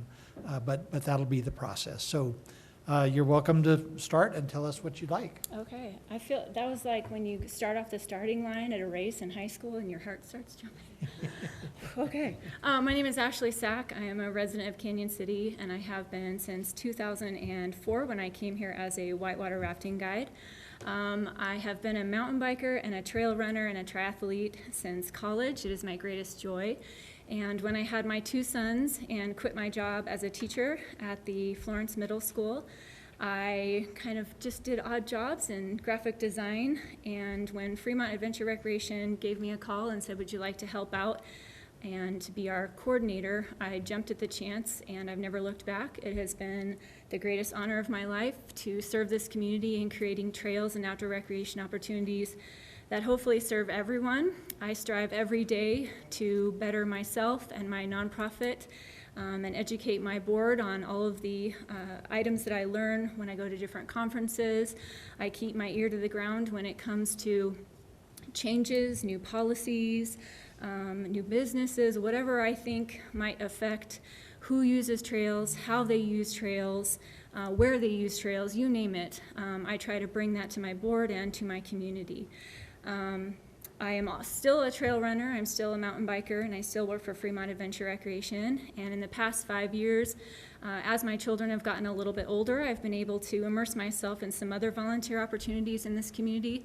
And I also I serve, I suppose, as the current chairwoman of the Fremont County Tourism Council. That's always a mouthful, no matter how many times I say FCTC. I'm the chair of FCTC, and as you well know, that organization is a government entity, essentially. We're a volunteer board, and we utilize the sales and lodging tax in the community, or excuse me, the lodging tax in the community to market the community to a larger audience, to include the rest of Colorado and beyond. So as I like to tell folks in the community, FCTC exists to get people here, and then it's businesses' jobs to get them in their individual doors. So in that role, I have had the opportunity to kind of cross my two jobs, and as outdoor recreation becomes a larger part of the economy and an industry in and of itself, I've been able to utilize everything that I've learned in my job at FAR to be a better representative of Fremont County as we market this county to be a place where folks can come, recreate, and spend more money. So I never like to say that we're the next Moab, because we have learned a lot from some of the communities who have grown in the past decade. We like to be our own new recreation destination, very similar, I would say, to Buena Vista or Fruita, et cetera. So I hope to bring all of that knowledge and that open-mindedness to the committee that you are forming today. Okay, that was pretty good. Whew. Done. Okay. Thank you so much for your opening remarks. We do have 3 questions for you. I will ask all 3. Sorry, I will also figure out how to turn off the blinking red light. Okay. It was a little unnerving. There aren't time limits on these questions. So the first one is, what would success look like for this committee, in your opinion? What would success look like for this committee? A diversity of opinions, abilities, and recreation background, so that we can continue to serve all abilities, all methods of transportation applicable to trails. I'm assuming this is single track trails, probably not well, whatever it's serving. That would be success, is to make sure that every use and every background has a voice as we move forward in creating new trail systems and also maintaining the ones that we currently have. Thank you. The second question is, what is your vision for the Royal Gorge Trail System, and how do you think the city should balance trails being closed for private events and being open for public use? Oh, that's a great question. Since the development of the trail system, we have really tried to balance the quality of life that exists for those who have supported the trail system since its beginning, and then also utilizing it as a draw for economic vitality. So I think the most important thing is going to have a balance so that our local citizens don't feel cheated out of the use of that trail system when they most expect to use it, which fortunately, unfortunately, is usually weekends, right? We have the same weekends as travelers, as visitors. So as long as our locals feel that they can utilize that trail system to their best advantages for their quality of life, for their investment, because so many of our local businesses who are owned by trail users feel that their personal investment through actual monetary donations, 1% for trail donations, are being used appropriately for their use. But also, I want them also to see the visitors who come for events, I want them to see an influx in their business as well. So, you know, to use a concrete example, if Bean Peddler, Scott Ekstrom's a user of the trail system, if he is suddenly feeling like he can't utilize the trail systems on his days off, but is seeing an influx of visitors buying coffee, that's only half benefit to him. So I want him to feel that he is utilizing the trail systems, but also seeing an influx. So it'll be a very specific balance in those two areas. Thank you. And the last question, what are the most important factors to consider when establishing contracts with outside entities who want to use our trails? I want to say I have to think about that really hard, but I don't. It's that they respect the trail system itself. Whether it's a monetary donation to make sure that we can effectively maintain those trail systems, or whether it's them making sure that they stay after the event and help figure out how to mitigate any damage that they have caused on those trail systems. Either one, I think that any outside event needs to respect the background and the history of the people who have built the trails, invested in the trails, created the trails, utilized the trails, and make sure that they are giving back and respecting that relationship. That's really it. Thank you. I do have one follow-up question, unless anyone else on council does. Sure, go ahead. So there is one seat on this committee that is designated for FAR. My understanding is that you are applying for one of the 4 general public seats, and that FAR is planning to recommend someone else from FAR to fill the FAR seat. But I just wanted to make sure that there was common understanding and clarity if that is in fact the case. Yeah, absolutely. And I will freely admit that but I think it'll probably be Brian Ledoux. Brian Ledoux, what's the phrase? He forgets more than I'll ever know. Is that appropriate? Brian Ledoux grew up here. He is a hydrology engineer, so he is exceptionally knowledgeable. We talked about economics, right? The value of the trail systems to our community as an economic driver.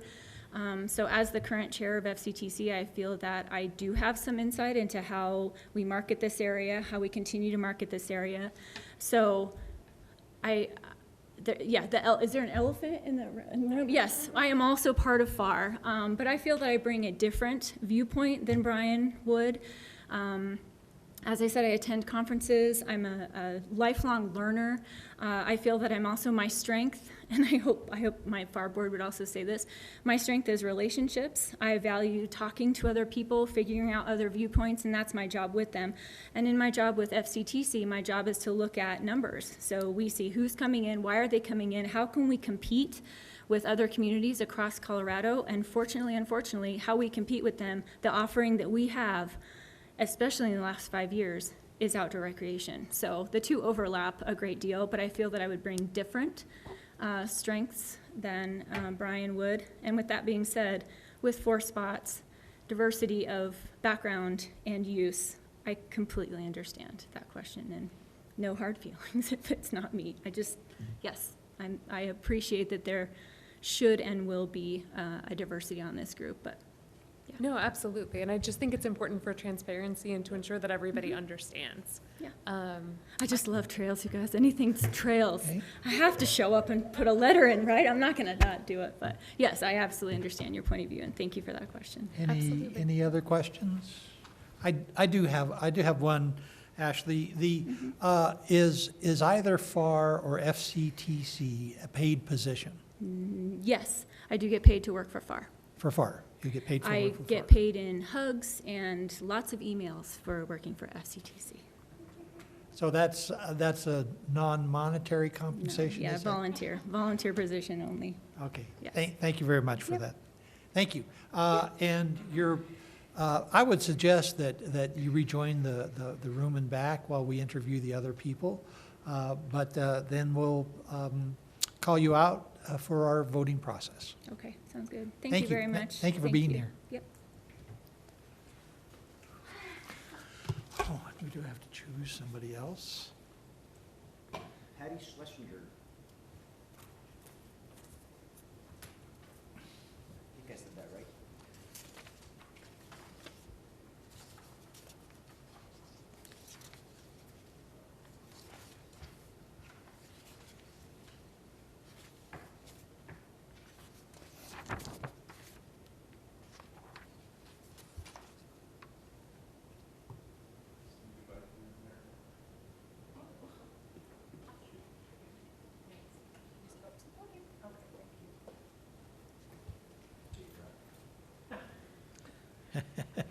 Not quite, not quite.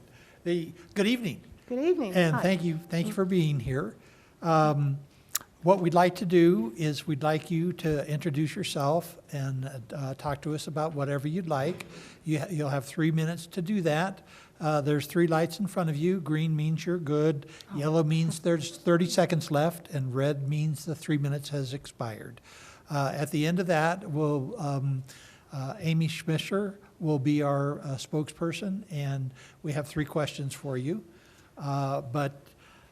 Thank you again for being here, and please go ahead and tell us about yourself or whatever Okay. you'd like. Thank you. My name's Patty Schlesinger. I'm a very active senior now. I've lived in the area, I think, around 34 years. I am retired from teaching special ed and working in the special education area. And I take advantage of the recreational opportunities in this area that are offered, biking, hiking, walking, swimming, tennis, pickleball. And I'm just so grateful that I can be so active because it's keeping me healthy and mentally healthy and physically healthy. And I think, you know, that's such a great asset to have around here. I just saw the advertisement in the paper, and in general, I just have to say I'm interested in being part of a group that advocates for trails, maintaining the trails here, but it's pretty exciting to think of adding new trails, and maybe not just biking and hiking. I would like to see things like, and I don't know if this would be anything, this is just like a dream, in-town street bike trails, rails to trails type of thing, like around Highway 50 to Salida, maybe expanding the Riverwalk. And something that's really needed is trails for motorbikes and usually younger kids, because I see them using the trails they're not supposed to be using.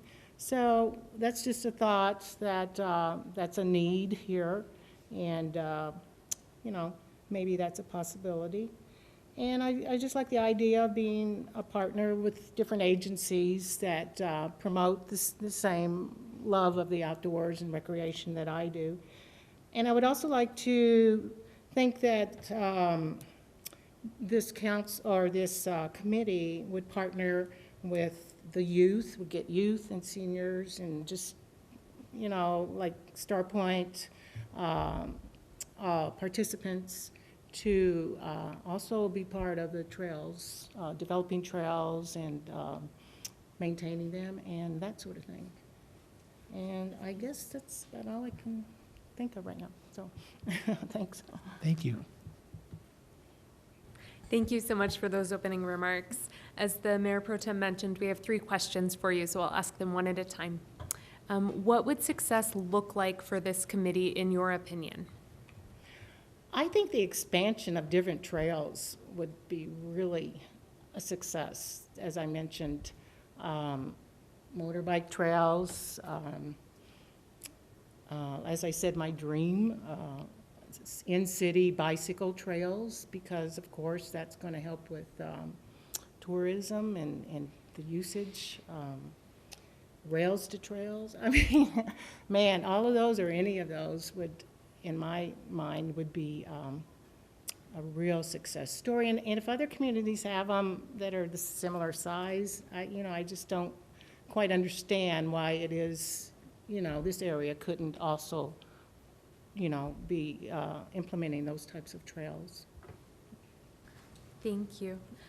What is your vision for the Royal Gorge Trail System, and how do you think the city should balance trails being closed for private events and being open for public use?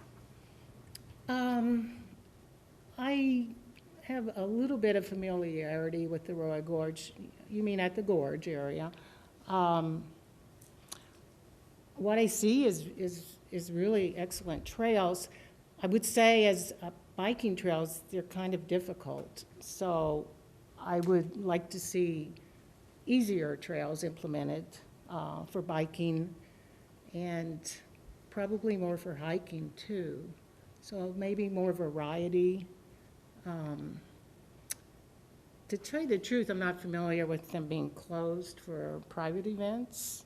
I guess that would be, each time that happens, I suppose that would be something people would just have to, the committee or whatever would have to establish. But in general, I mean, it's city-owned, so I would think that would kind of take precedence, for city usage. Thank you. And then the third question is, what are the most important factors to consider when establishing contracts with outside entities to use our trails? Well, I would have to admit, I'm not real familiar with that. But I would think price, cost, and the reputation and the experience for the contractors. Just to be able, and just a good communication and good, camaraderie or feeling that you have good communication with that type of a contractor. Great, thank you so much. All right, thank you. And thank you, Patty, for being here. And if you're welcome to leave if you'd like, or rejoin the room, and we'll call you all back out here and conduct our voting process. All right, thank you.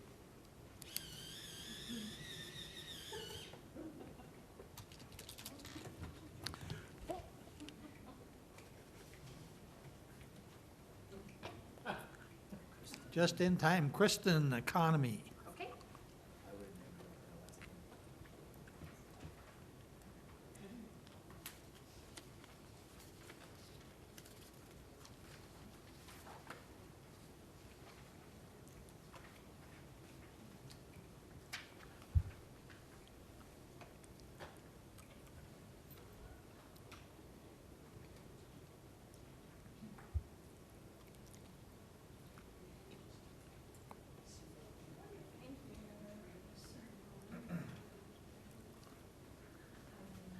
Hi, Kristen. How are you doing this evening? Hola. Can you hear me, or does this work? Thank you. If we can. Good evening. Good evening.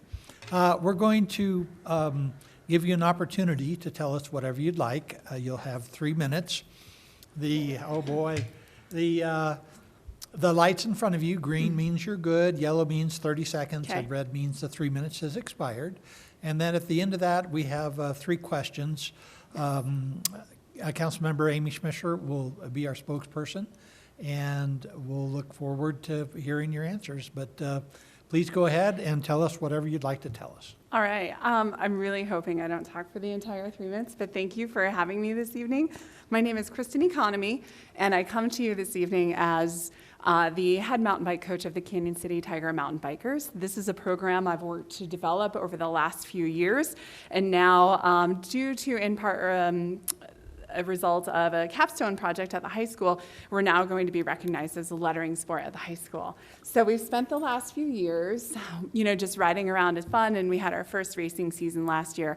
In addition to using trails, we work with our mountain bikers to instill positive trail habits, leave no trace ethics, as well as we do trail work days. And we currently have an adopted trail called Dreamweaver that's in the Royal Gorge Park, and we've already got over 20 hours in of trail work so far in 2022 in this season.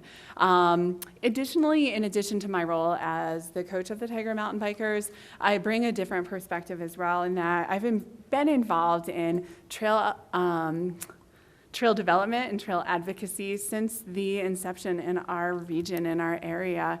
I originally, on behalf of the former Lower Arkansas Mountain Bicycling Association, LAMBA, pitched trails up in the Royal Gorge Park to Rex Brady way early on, and I remember his response like, "Oh, I'm so glad." He was like, "I was thinking of something like that too. That'd be great." Fire happened, and then we worked from that point on. And I've also been involved. So I can talk a lot about the history, the development, where we've been. We've been through the environmental process with the BLM to develop the South Canyon Trail System. I wrote the grant through what is it? Not a GOCO grant for South Canyon Trails, but I wrote another grant where we got FAR, on behalf of FAR, to develop over $150,000 worth of trails in South Canyon. And I am just proud to continue that legacy for the next generation of our trail users as well. So as head coach in traveling across Colorado, I've been able to see a lot of advantages and disadvantages to bringing trail events and a lot of trail users to different trail systems. And some disadvantages can include trail degradation and erosion and increased traffic in our communities, for example. Advantages, however, for us, I think a good advantage is also we're able to bring interested eyes to our community to really show ourselves off. 10 years ago, if you talk to mountain bikers about like, hey, Canyon City, they'd be like, what, prisons, what? And now you mention Canyon City to mountain bikers, and they think, oh, Canyon has sweet trails. So I'm really proud of that legacy and then where we're gonna take everything next, and I think it really requires a good balance. Thank you so much. 5, 4, 3. Yep, you made it. We do have 3 questions that we're asking everybody, and we'll ask them one at a time. Okay. What would success look like for this committee, in your opinion? Success would be a balanced approach to, so if I have this right, it's supposed to be a trail events usage committee to determine the appropriate amount of trail events, because trail usage has already been determined in most of the city parks. Just a really balanced approach that we're able to make recommendations to council that hopefully council will vote on and approve at some point. And this could be, hey, here is a certain number, X number of trail events that we would recommend, or hey, we recommend maybe that if there is a trail event that they have to, you know, have some stipulation in their contract, some kind of wording in their contract if we do have some kind of trail damage that needs to be rectified. So whether it's a dollar amount or here's what we're gonna do if there is trail damage in a certain area. I don't know exactly what that looks like because that work hasn't been done yet, but those are a couple of directions that we could look at. So those are the next 2 questions. Oh, okay. Well, we haven't done the hard work yet, but those are a couple of things anyway that I have seen because, I mean, trail damage does happen. There is erosion, there is trail damage. I mean, I go to the high school races that over the course of a weekend, we have 1,000 racers there. And the kids who are going first, I'm like, sweet, you're going in the first wave, the trail's gonna be in better shape than the last wave. And it doesn't mean that there's all of a sudden like, oh, because of this one race weekend, hey, there's this big thing that needs to happen. But like, it could happen if we're consistently having events without a thoughtful approach. So I think, I don't even have an idea for a number, what we determine that is, but it needs to be thoughtful and it needs to be, I think there should be language in contracts when we have events to look at that, So it may have sounded like I was joking, but those literally are very Okay, close to the next yeah. 2 questions. Okay. So then question number 2 is, what is your vision for the Royal Gorge Trail system, and how do you think the city should balance trails being closed for private events and being open for public use? Yeah, so it is okay to close for events, but we don't want to close it so often too, because our public lands are so valuable to so many of us locals who live here.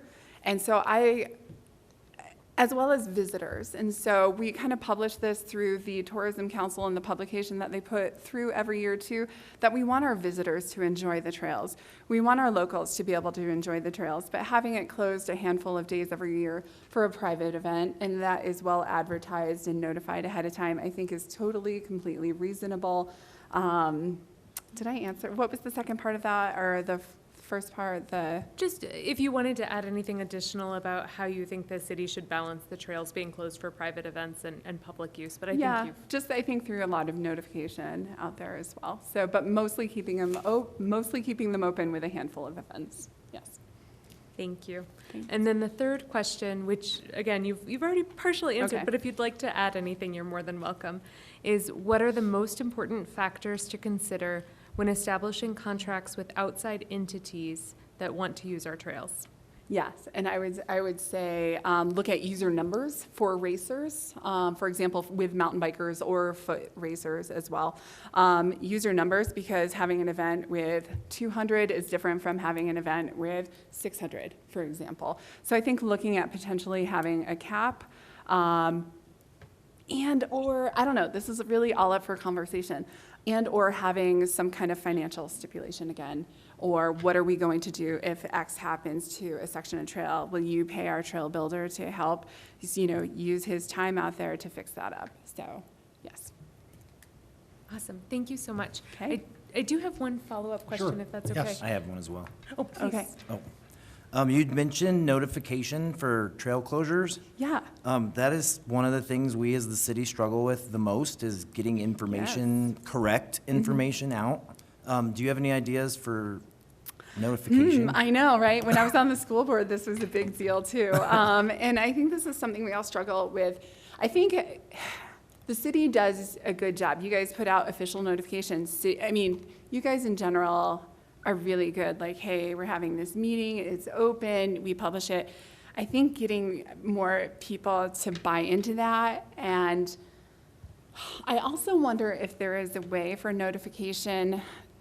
I don't want to say develop an app, but something along those lines where, hey, I have this app. Is anything happening in the Royal Gorge Park this weekend?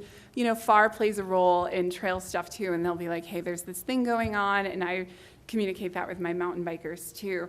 But from a citywide perspective, I think something like an app or an app-like, or hey, there's this thing, and let me see what's going on. Oh, there's a thing too in Veterans Park. That's really cool.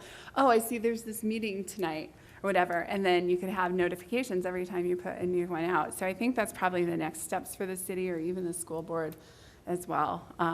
Yes. Great ideas. Yeah. Thank you so much. Okay. Additional?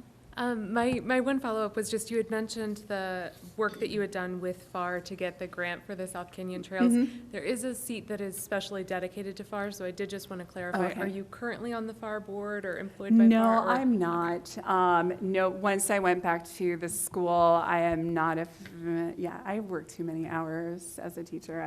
I just volunteer and do trail work. And then I've been developing the mountain biking program. So that's the perspective I feel I bring, my expertise at this point. I do have that history in addition, however, I can provide that. And, but I am not on the FAR board, no. Okay, Yeah. thank you so much. Okay, thank you. Thank you.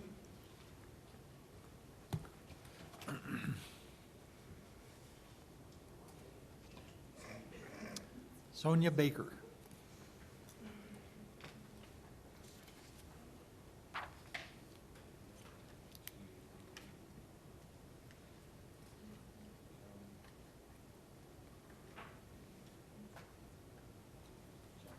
Yes.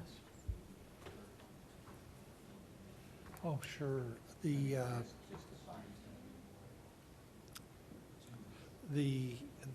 I suggest we swing one of the mics on the end of the table over for her.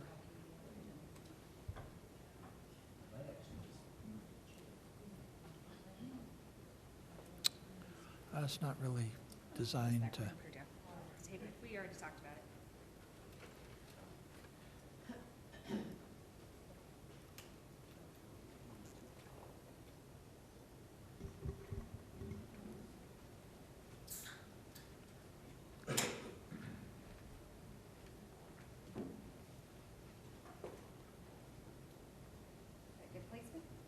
Yeah, I think so, Cindy. I might need to.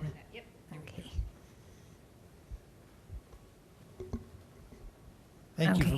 Thank you for being here tonight, Sonia. Thank you for asking me to be a part of this. Sure. Looking forward to it. We are going to give you 3 minutes to talk to us about yourself or about anything you'd like to. Okay. And then following that 3 minutes, we have 3 questions for you. Councilmember Amy Schmisser will be our spokesperson, and that'll be your interview. So, but please go ahead and tell us whatever you'd like to about yourself. Okay. Well, what I can tell you about myself, as I am an advocate, as most of you know, here in Canyon. I started an advocacy group here for people with disabilities 2 years ago. It's called Canyon City Disability Advocates. And what our mission is to help, we want to help the community be able to get out with the people with disabilities to get them out and enjoy Canyon. And so that's what our mission is. And I do have a background in education. I went to UNC in Greeley, and I got my degree in special education to work with special ed kids. So, yeah, that's pretty much my background. And then I also have a lot of great clerical skills. And my dad is a retired home builder, and I know a lot about the home building business. And so I'm pretty well-rounded, I guess you could say. I know, with all the experiences I've dealt with in my life, I've dealt with, so many things. And so I've gained a lot of knowledge through what I've learned. So. Thank you. Thank you so much, Sonia. Mm-hmm. So as the Mayor Pro Tem mentioned, we have 3 questions, and I'll ask them one at a time and give you a chance to respond to each one. Okay. What would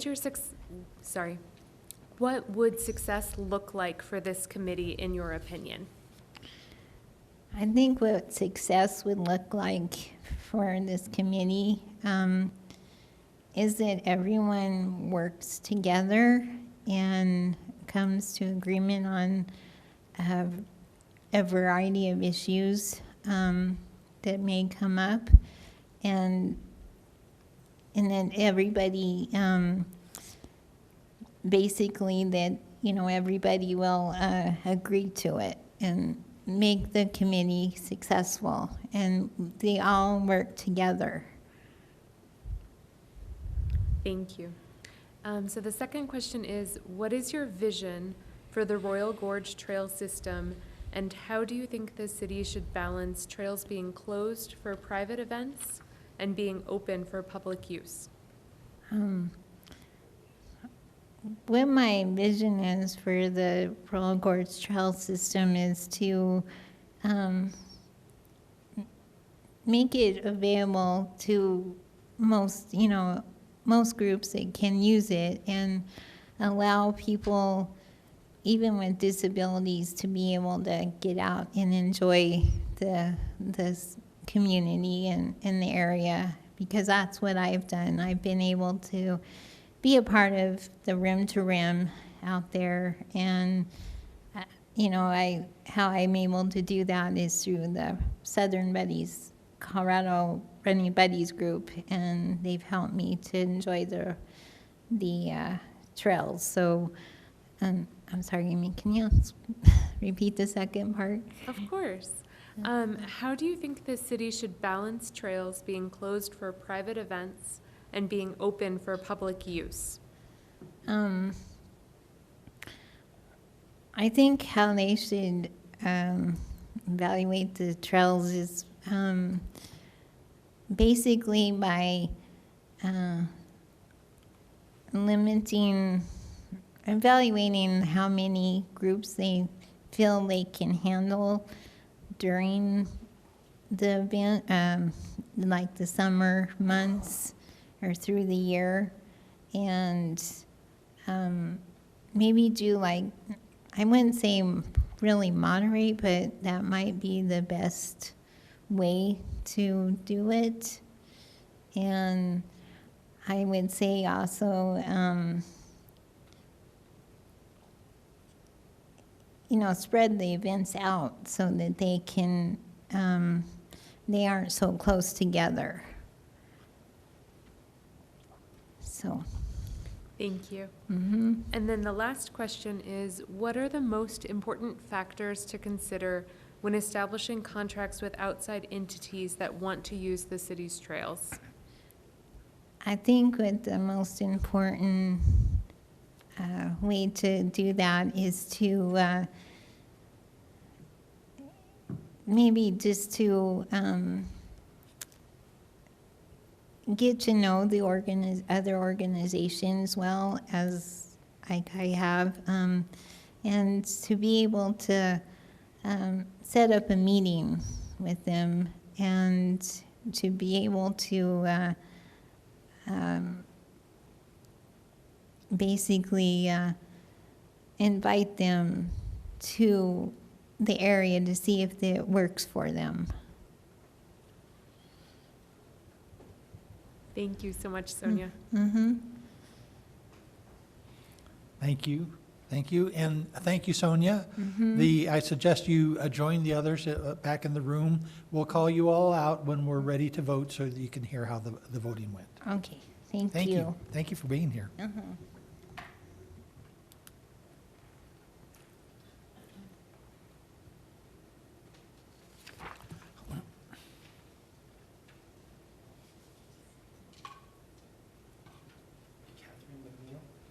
Catherine McNeil.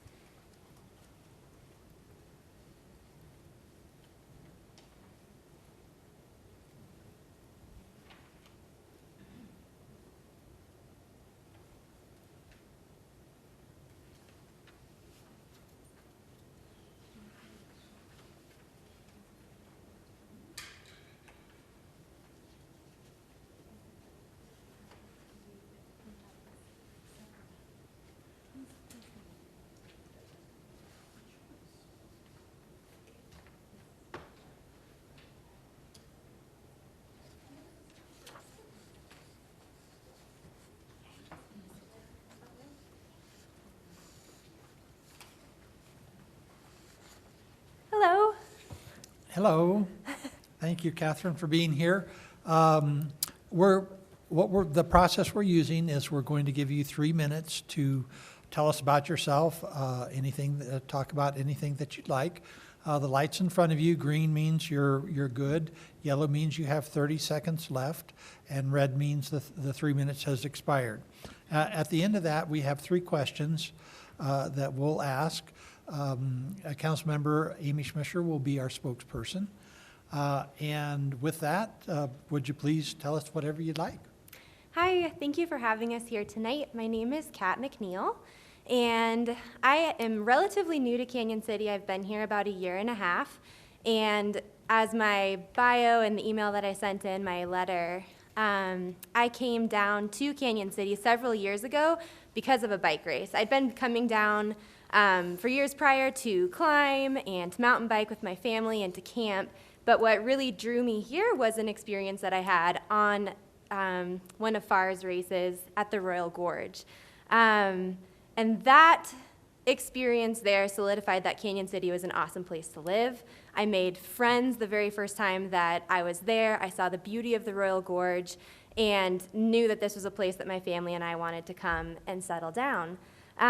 So when I heard that the council was looking for a trails usage committee, I was really excited about this opportunity because I've seen other communities around us locally and on a bigger scale struggle with the amount of events that they host, as they've had so many people come in that trails are overrun, and people that live there and people that are visiting can't use the trails on a regular basis. So it hurts the tourism, as people like myself, I've visited other communities and haven't been able to camp, haven't been able to find a place to park or to go to eat, and have to reroute.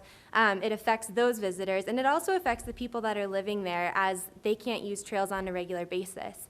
So while I think that events are wonderful, they can also be a detriment for bringing in people and for the community that's there on its own.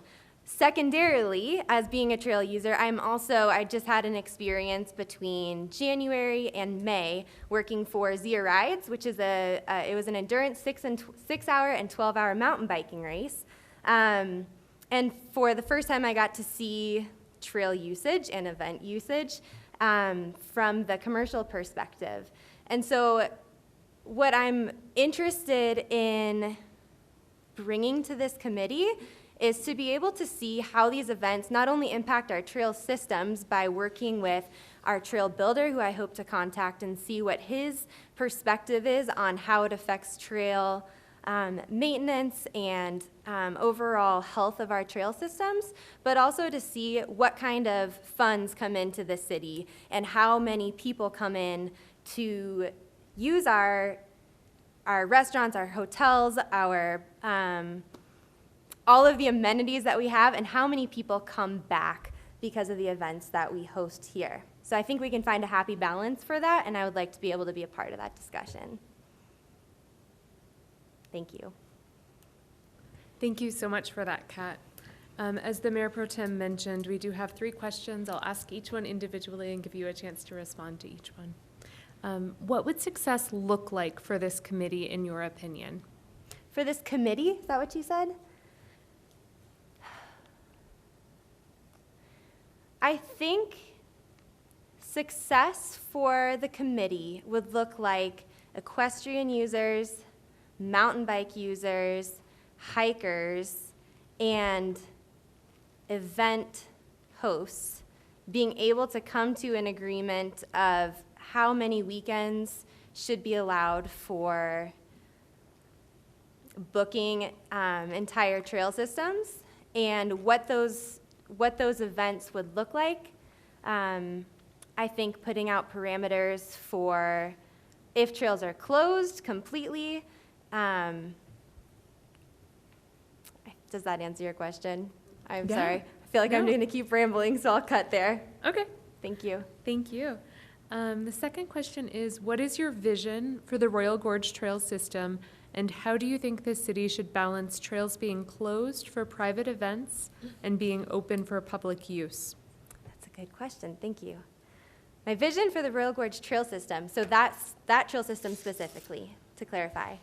I think that our committee should be responsible for designating a certain amount of events on a certain amount of weekends for events where trails are completely closed for those events, or are at least clearly posted that there's going to be heavy usage. When I worked with Zia Rides this past May, two weeks ago, we put up posters all over the park just to let people know that the trails were not closed, the roads were not closed, but that we were going to have high usage. We'd have 400 plus riders on the trails operating in whatever direction, and to avoid using that park. I think that that would be an incredibly wise thing to ask our event hosts to do. But my vision for the Gorge Trails is that they're accessible for everybody throughout the entire year. Thank you.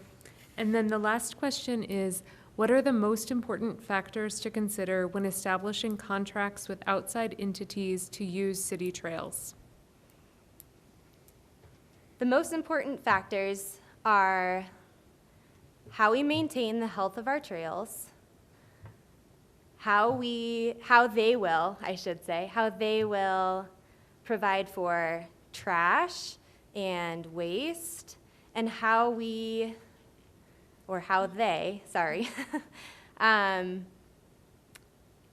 would protect the natural landscape.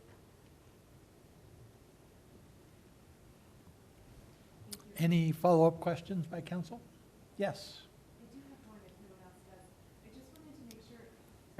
I do have one if no one else does. I did just want to make sure that we had a clear understanding of your employment or status with Zia, if it has now ended or if it's an ongoing thing, and if it's a contract or employment, or if you could just give us a little bit more clarity on that. Sure. Yeah, so I'm the community coordinator for Zia Rides I was for this past race that we had. It was a one-weekend event on May 14th.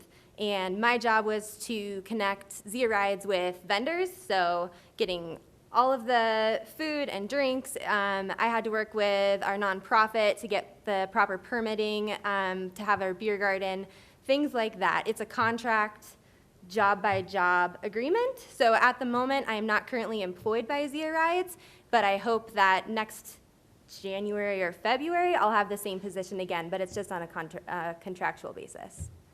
Understood. Thank you so much. Thank you. Thank you all. Thank you, and I suggest you go back to the room and when we're ready to do the voting process, we'll call you back out so you can see Okay, how thank that you. works out. Thank you, Kat.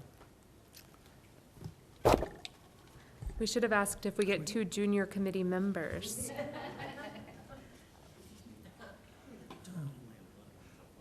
Tom Lambert.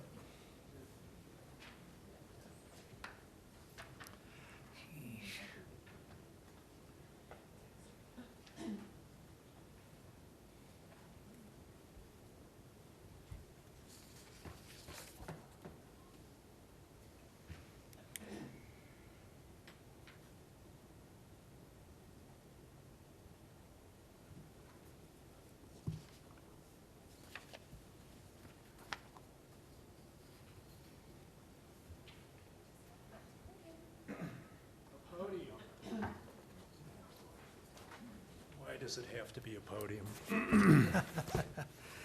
Thank you for being here tonight, Tom. You're welcome. May I approach the dais? If you have something, Reading material? These are some articles that I wrote about 32 years ago about trail access to the lawn. And I pulled them out, I thought it was pretty funny. Today, where mountain biking is, just completely taken for granted. I wrote that in like the 90s, and basically mountain bikes were the new kids on the block, and sort of like e-bikes are now. Tom, thank you for being here. What we're going to do is we're going to give you 3 minutes to introduce yourself, tell us whatever you'd like. We've got 3 lights in front of you. Green means you're good. Yellow means there's 30 seconds left, and red means the 3 minutes has expired. After that, we have 3 questions we'd like to ask you. We have Councilmember Amy Schmisser as our spokesperson, and so she'll ask the questions. And so please feel free to tell us what you'd like to about yourself. Okay. Well, so first of all, I want to thank the council for being incredibly proactive, in my opinion, in addressing an issue that I have seen for, basically like my 45, almost 50 years of recreation, which is figuring out how to make all the user groups happy, figuring out how to make them all safe. I come from background in bicycling, hiking, fishing with my father,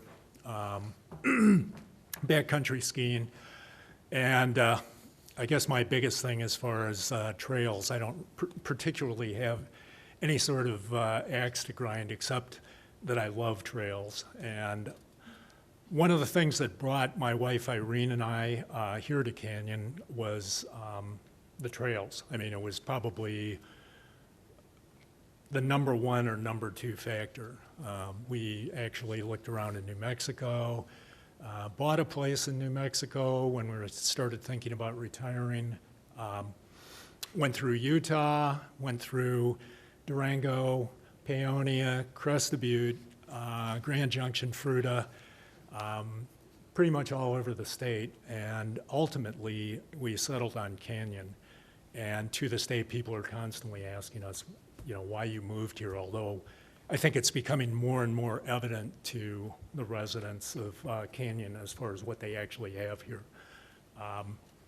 The area I lived in before, as I wrote in my bio, was basically the Front Range around the Boulder area. We lived in the mountains above Boulder Canyon. And in the course of living there for 20 years, I watched that area just get completely inundated with trail users. And that's a really good thing. Getting people outside, having them use the trails is great. But it's also created a lot of conflict between trail use groups. It's created a lot of headaches for the people who actually have to administer things, especially Forest Service. Not so much the BLM there because, they aren't there. Anyway, I think I gave you most of my background on my resume as far as my experience with the trails. I started advocating for them basically in the 90s. And since then, I've worked with a number of volunteer groups. And since I've come out here, I've also done a little bit of work with FAR. And they are definitely an organization that attracted us to this area. Thank you for that. Thank you so much. And as the Mayor Pro Tem mentioned, we have 3 questions. I'll ask each one individually and give you a chance to respond to each. So what would success look like for this committee, in your opinion? What does what look like? What would success look like for this committee, in your opinion? I think success would look like providing as much access to users as possible and minimizing conflicts between, different user groups. And I think all trails, not just in Canyon City, not just in Colorado, are facing a lot of challenges these days. Because of the pandemic, there's a newfound love of the outdoors. And of course, there's only so much of the outdoors to go around. And as I said before, in the area that I used to live, which is probably one of the best known areas in terms of public open space, and public land access, despite the fact that Boulder, for instance, just has, huge amounts of open space. In an area, of course, where there's a lot of pressure to develop land because people need houses. It's just been very, very challenging. A lot of the really popular trailheads out there encourage people now to do buses, and they basically run shuttle buses like every 40 minutes on weekends. So you'll see that now at El Dorado Canyon. It just started up this spring. It's been that way at Brainerd Lake for quite a while, and the trailhead at Hesse. So you have a situation where basically, despite the fact that there's pretty sizable parking lot, there is not enough physical room for people to actually park to get to the trail. And then you have a situation, of course, where you have a lot of users. So I think one of the things that would be successful is anticipating that demand and taking some steps to prepare for it, because it seems like in my conversations with people I've met here, many of whom have come here from Aurora, Littleton, Broomfield, all the places, that I used to hike in as well. That Canyon City is definitely on the radar now. Thank you so much. So the second question is, what is your vision for the Royal Gorge Trail System? And how do you think the city should balance trails being closed for private events and open for public use? I don't think it's very much of a problem yet, because from what I've been reading, the closures for the running events and things like that are generally not, there just aren't that many events at this point. But obviously, it's something that needs to be addressed, because the more trail users you get in an area, typically the more interest is developed in, not only fun events, but in competitive events. I used to be a competitive mountain bike racer. I did biathlons and I ran. And of course, you can do that on a really boring, back road or something like that, but it's nowhere near as much fun as doing it on a really interesting and scenic trail. And I'm totally into that up to a point. You really do have to balance it with, the people who are using the trails locally, the mom and pop people who are going out with their kids. And it's not an easy balancing act by any means. Thank you. And then the final question, what are the most important factors to consider when establishing contracts with outside entities to use city trails? So I didn't really put it on my resume, but I've organized a couple of events way back when I lived in St. Louis. And probably the biggest things to look for in terms of, one thing is the track record for the organization that's running it.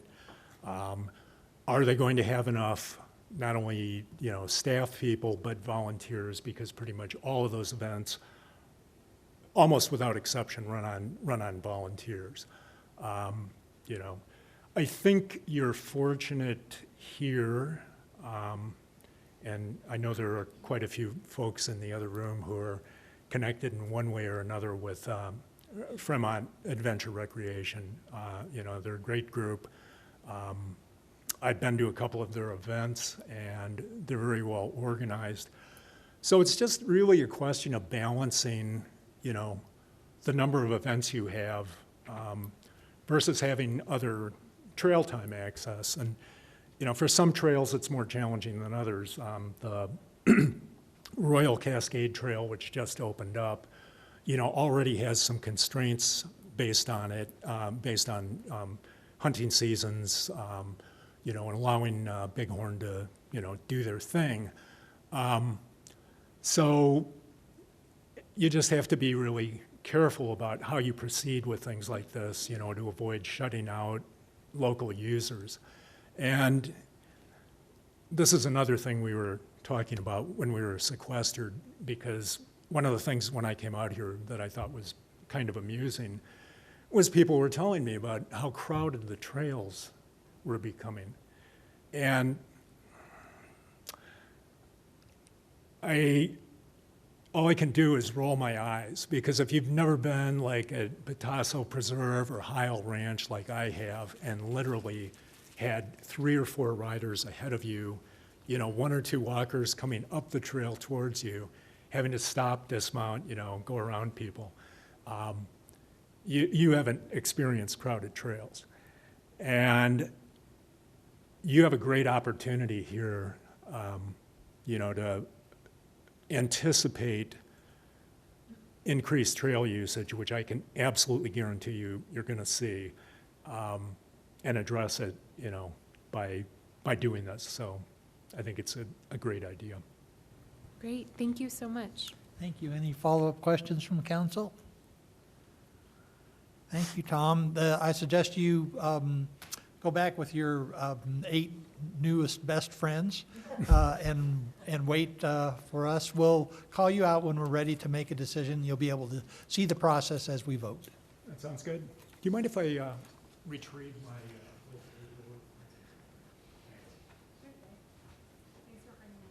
Sure. Stuff from the 90s. Well, it's really funny now that I forgot that I'd written this. It's pretty much the same story. We just have one. At that time, mountain bikes were not accepted in St. Louis.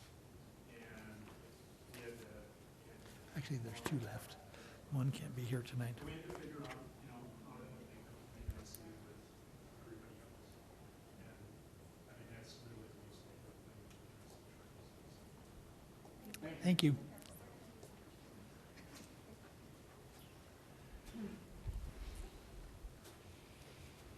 Hi, Mary. How are you doing this evening? Good. Do I get bonus points for going last? Could be. The process we're going to use is we're going to give you 3 minutes that you can introduce yourself, tell us whatever you'd like to tell us. The lights in front of you, green means you're good, yellow means there's 30 seconds left, and red means the 3 minutes has expired. At the end of that time, our spokesperson, Councilmember Amy Schmischer, will ask you 3 questions, and there may be follow-up questions by council, but then we'll be just about done with the interview process. Okay. Great. So please go ahead and tell us what you'd like. I just want to tell a little bit about myself. I am a wife and a mom of an amazing 9-year-old son. My background is in social work, so I've had the wonderful opportunity to work with so many different personalities and so many different groups. I really appreciate that opportunity. My love for trail comes from somebody that's very dear to my heart, and that is time spent out along the trails with my dad.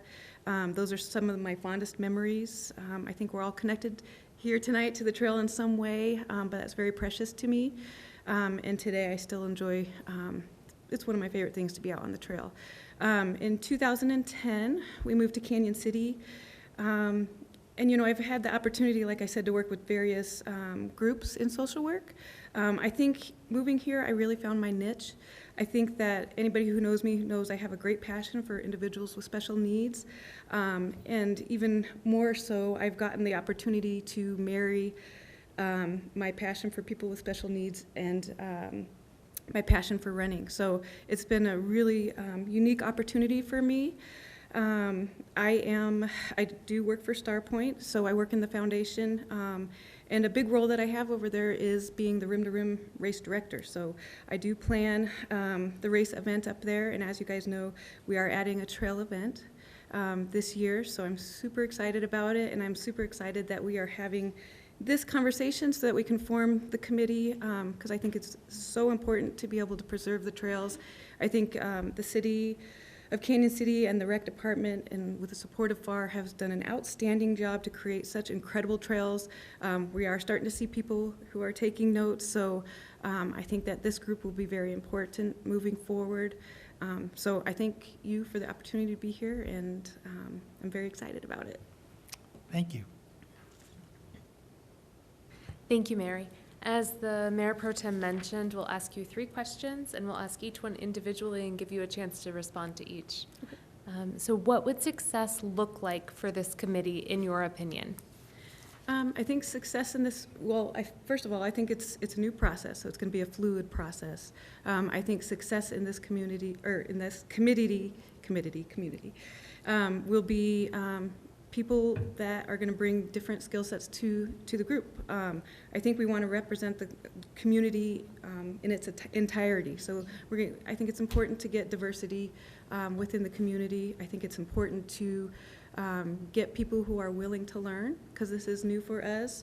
I'm always willing to learn and excited and eager to learn from others. And I think that success in this committee will be also reaching out to the experts. I think that that is valuable in our community, and we have some great experts. Sorry. Thank you so much.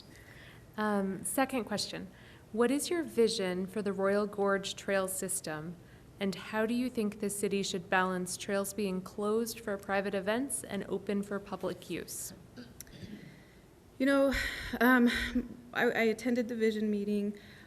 So I've got a little background on some of the events that have already happened out there and what their successes were. I think we're at a point now. I think the Zia ride was an outside group that came in and kind of set the bar high. It sounds like they did an excellent job in taking care of the trails. I think we're at a level right now where we're still seeing where's that number. I think they might have gotten to 350, but being able to really preserve the trails, and I think that you start out slow, so you start out maybe with 4 outside groups coming in. The trails won't close for the entire day, with the exception of like the Zia trails, so people can still access. I think we have plenty of trails out and about that we also want to educate people on and encourage them to get out and maybe host events out there as well. I think that that will be a fine balance. So. I think that will be very important. Thank you. And then the last question is, what are the most important factors to consider when establishing contracts with outside entities to use our trails? I think we have to be very clear on the expectations that we are going to put forth. It has to be expectations that we can reinforce.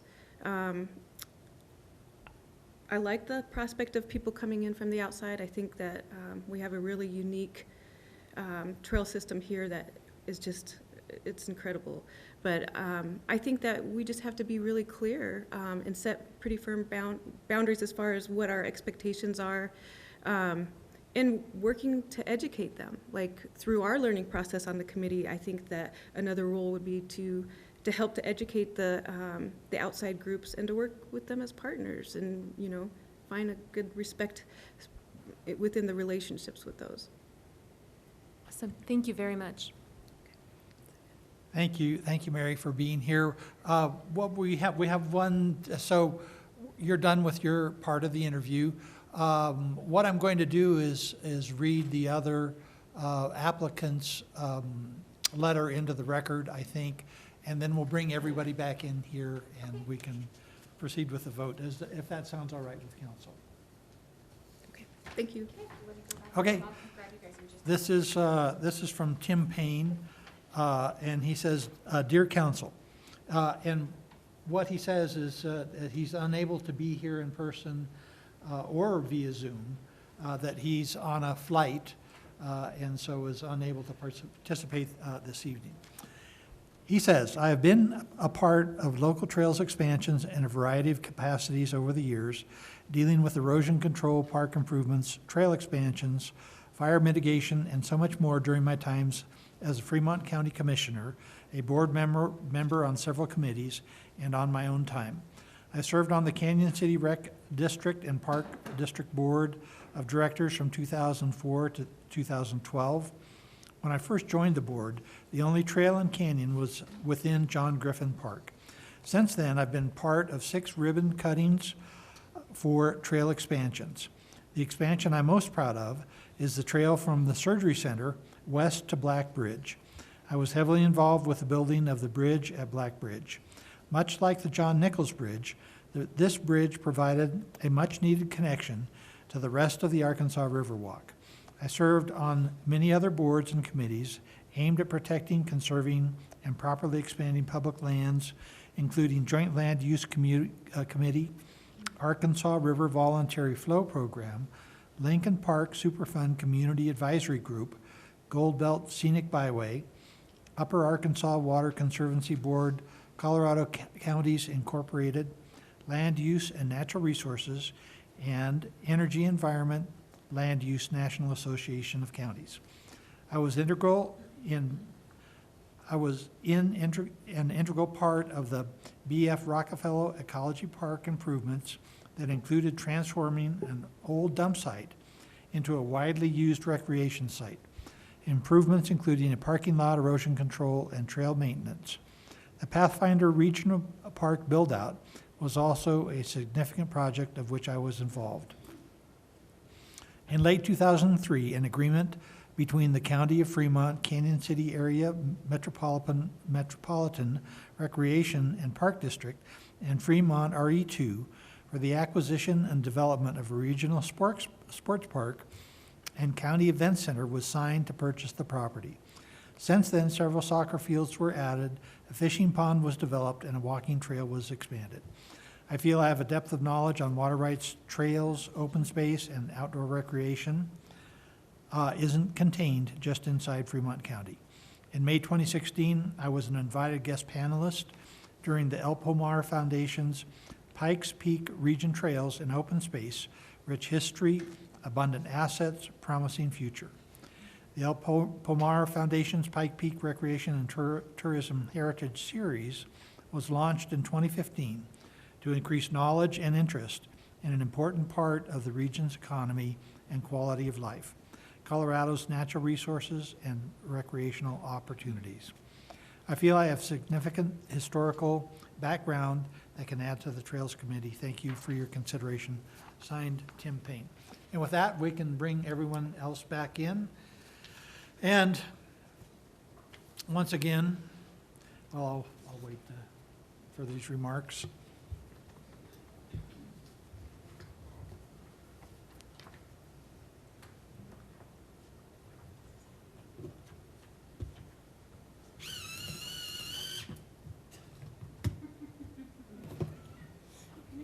I have to cut the silence.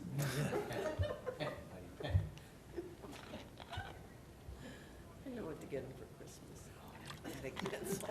I hate writing with a pen because I can't erase it. Right, exactly. Try my pencil.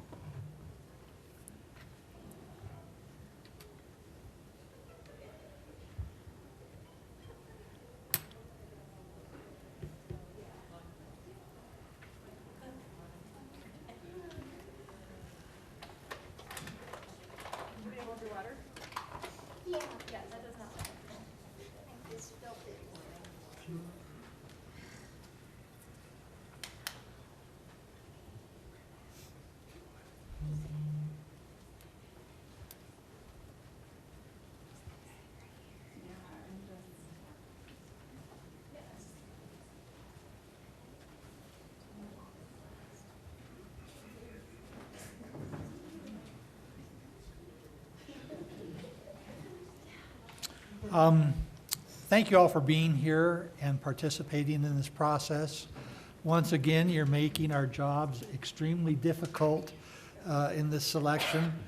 You are all excellent candidates, and if you're not selected, please be aware that there's lots of volunteer opportunities in the community, and we would certainly appreciate you being involved in other activities and groups as we go forward. And with that, we've got 9 candidates. We have 4 slots. And so I think we'll just go ahead and vote for 4. Our city clerk, Cindy Foster Owens, will tabulate the votes. Each of our ballots has our names on them, and so as she goes through, she'll read what the votes are by council person, naming them, so you know who voted for who. And if you would, let's proceed to vote. Mayor Pro Tem? Yes, ma'am. Just for context, may I also just add, so it's a 9-person committee, so in addition to the 4 public members who will be selected tonight, there will also be 2 city employees and 2 council members and 1 FAR representative who will serve on that board, as well as the 4 who will be selected tonight. Thank you for that addition.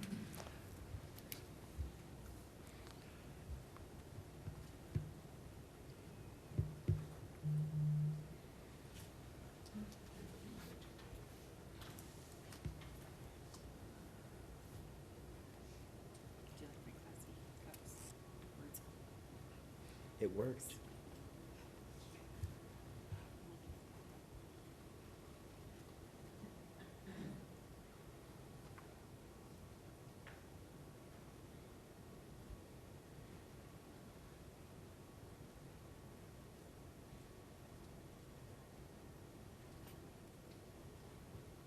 You think you should be hearing the Jeopardy tune. That's all right. Thank you, I did.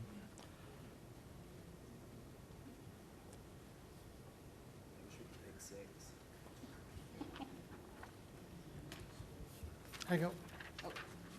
There you go. Thank you.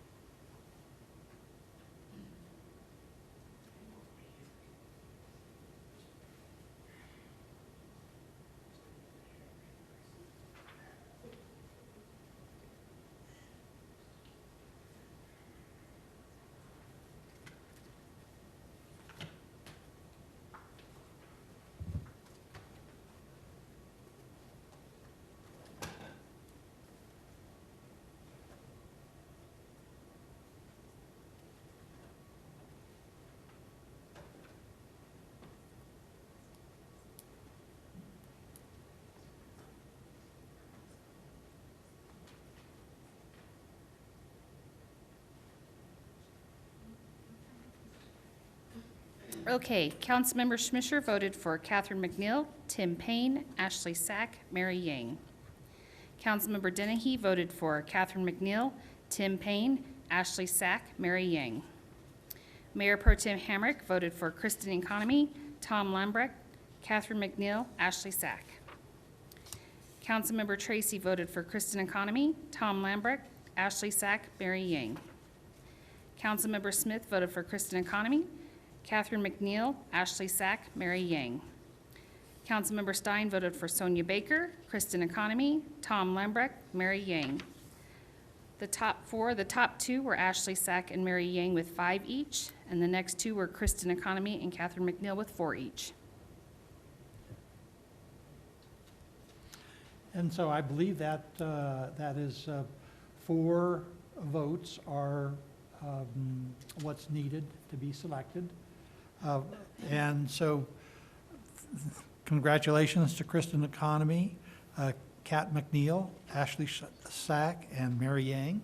And really, thank you all for participating. It truly was a difficult decision. You can see how much I dithered up here.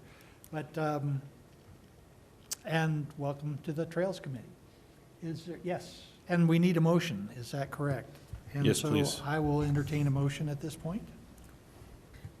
Mayor Pro Tem, I'd like to make a motion that Catherine McNeil, Kristen Economy, Mary Yang, and Ashley Sack be appointed to the Trails Policy Committee. Second. We have a motion and a second. Any further discussion? Hearing none, please call the roll. Councilmember Dennehy? Aye. Councilmember Schmisher? Aye. Councilmember B. Smith? Aye. Councilmember Stein? Aye. Councilmember Tracy?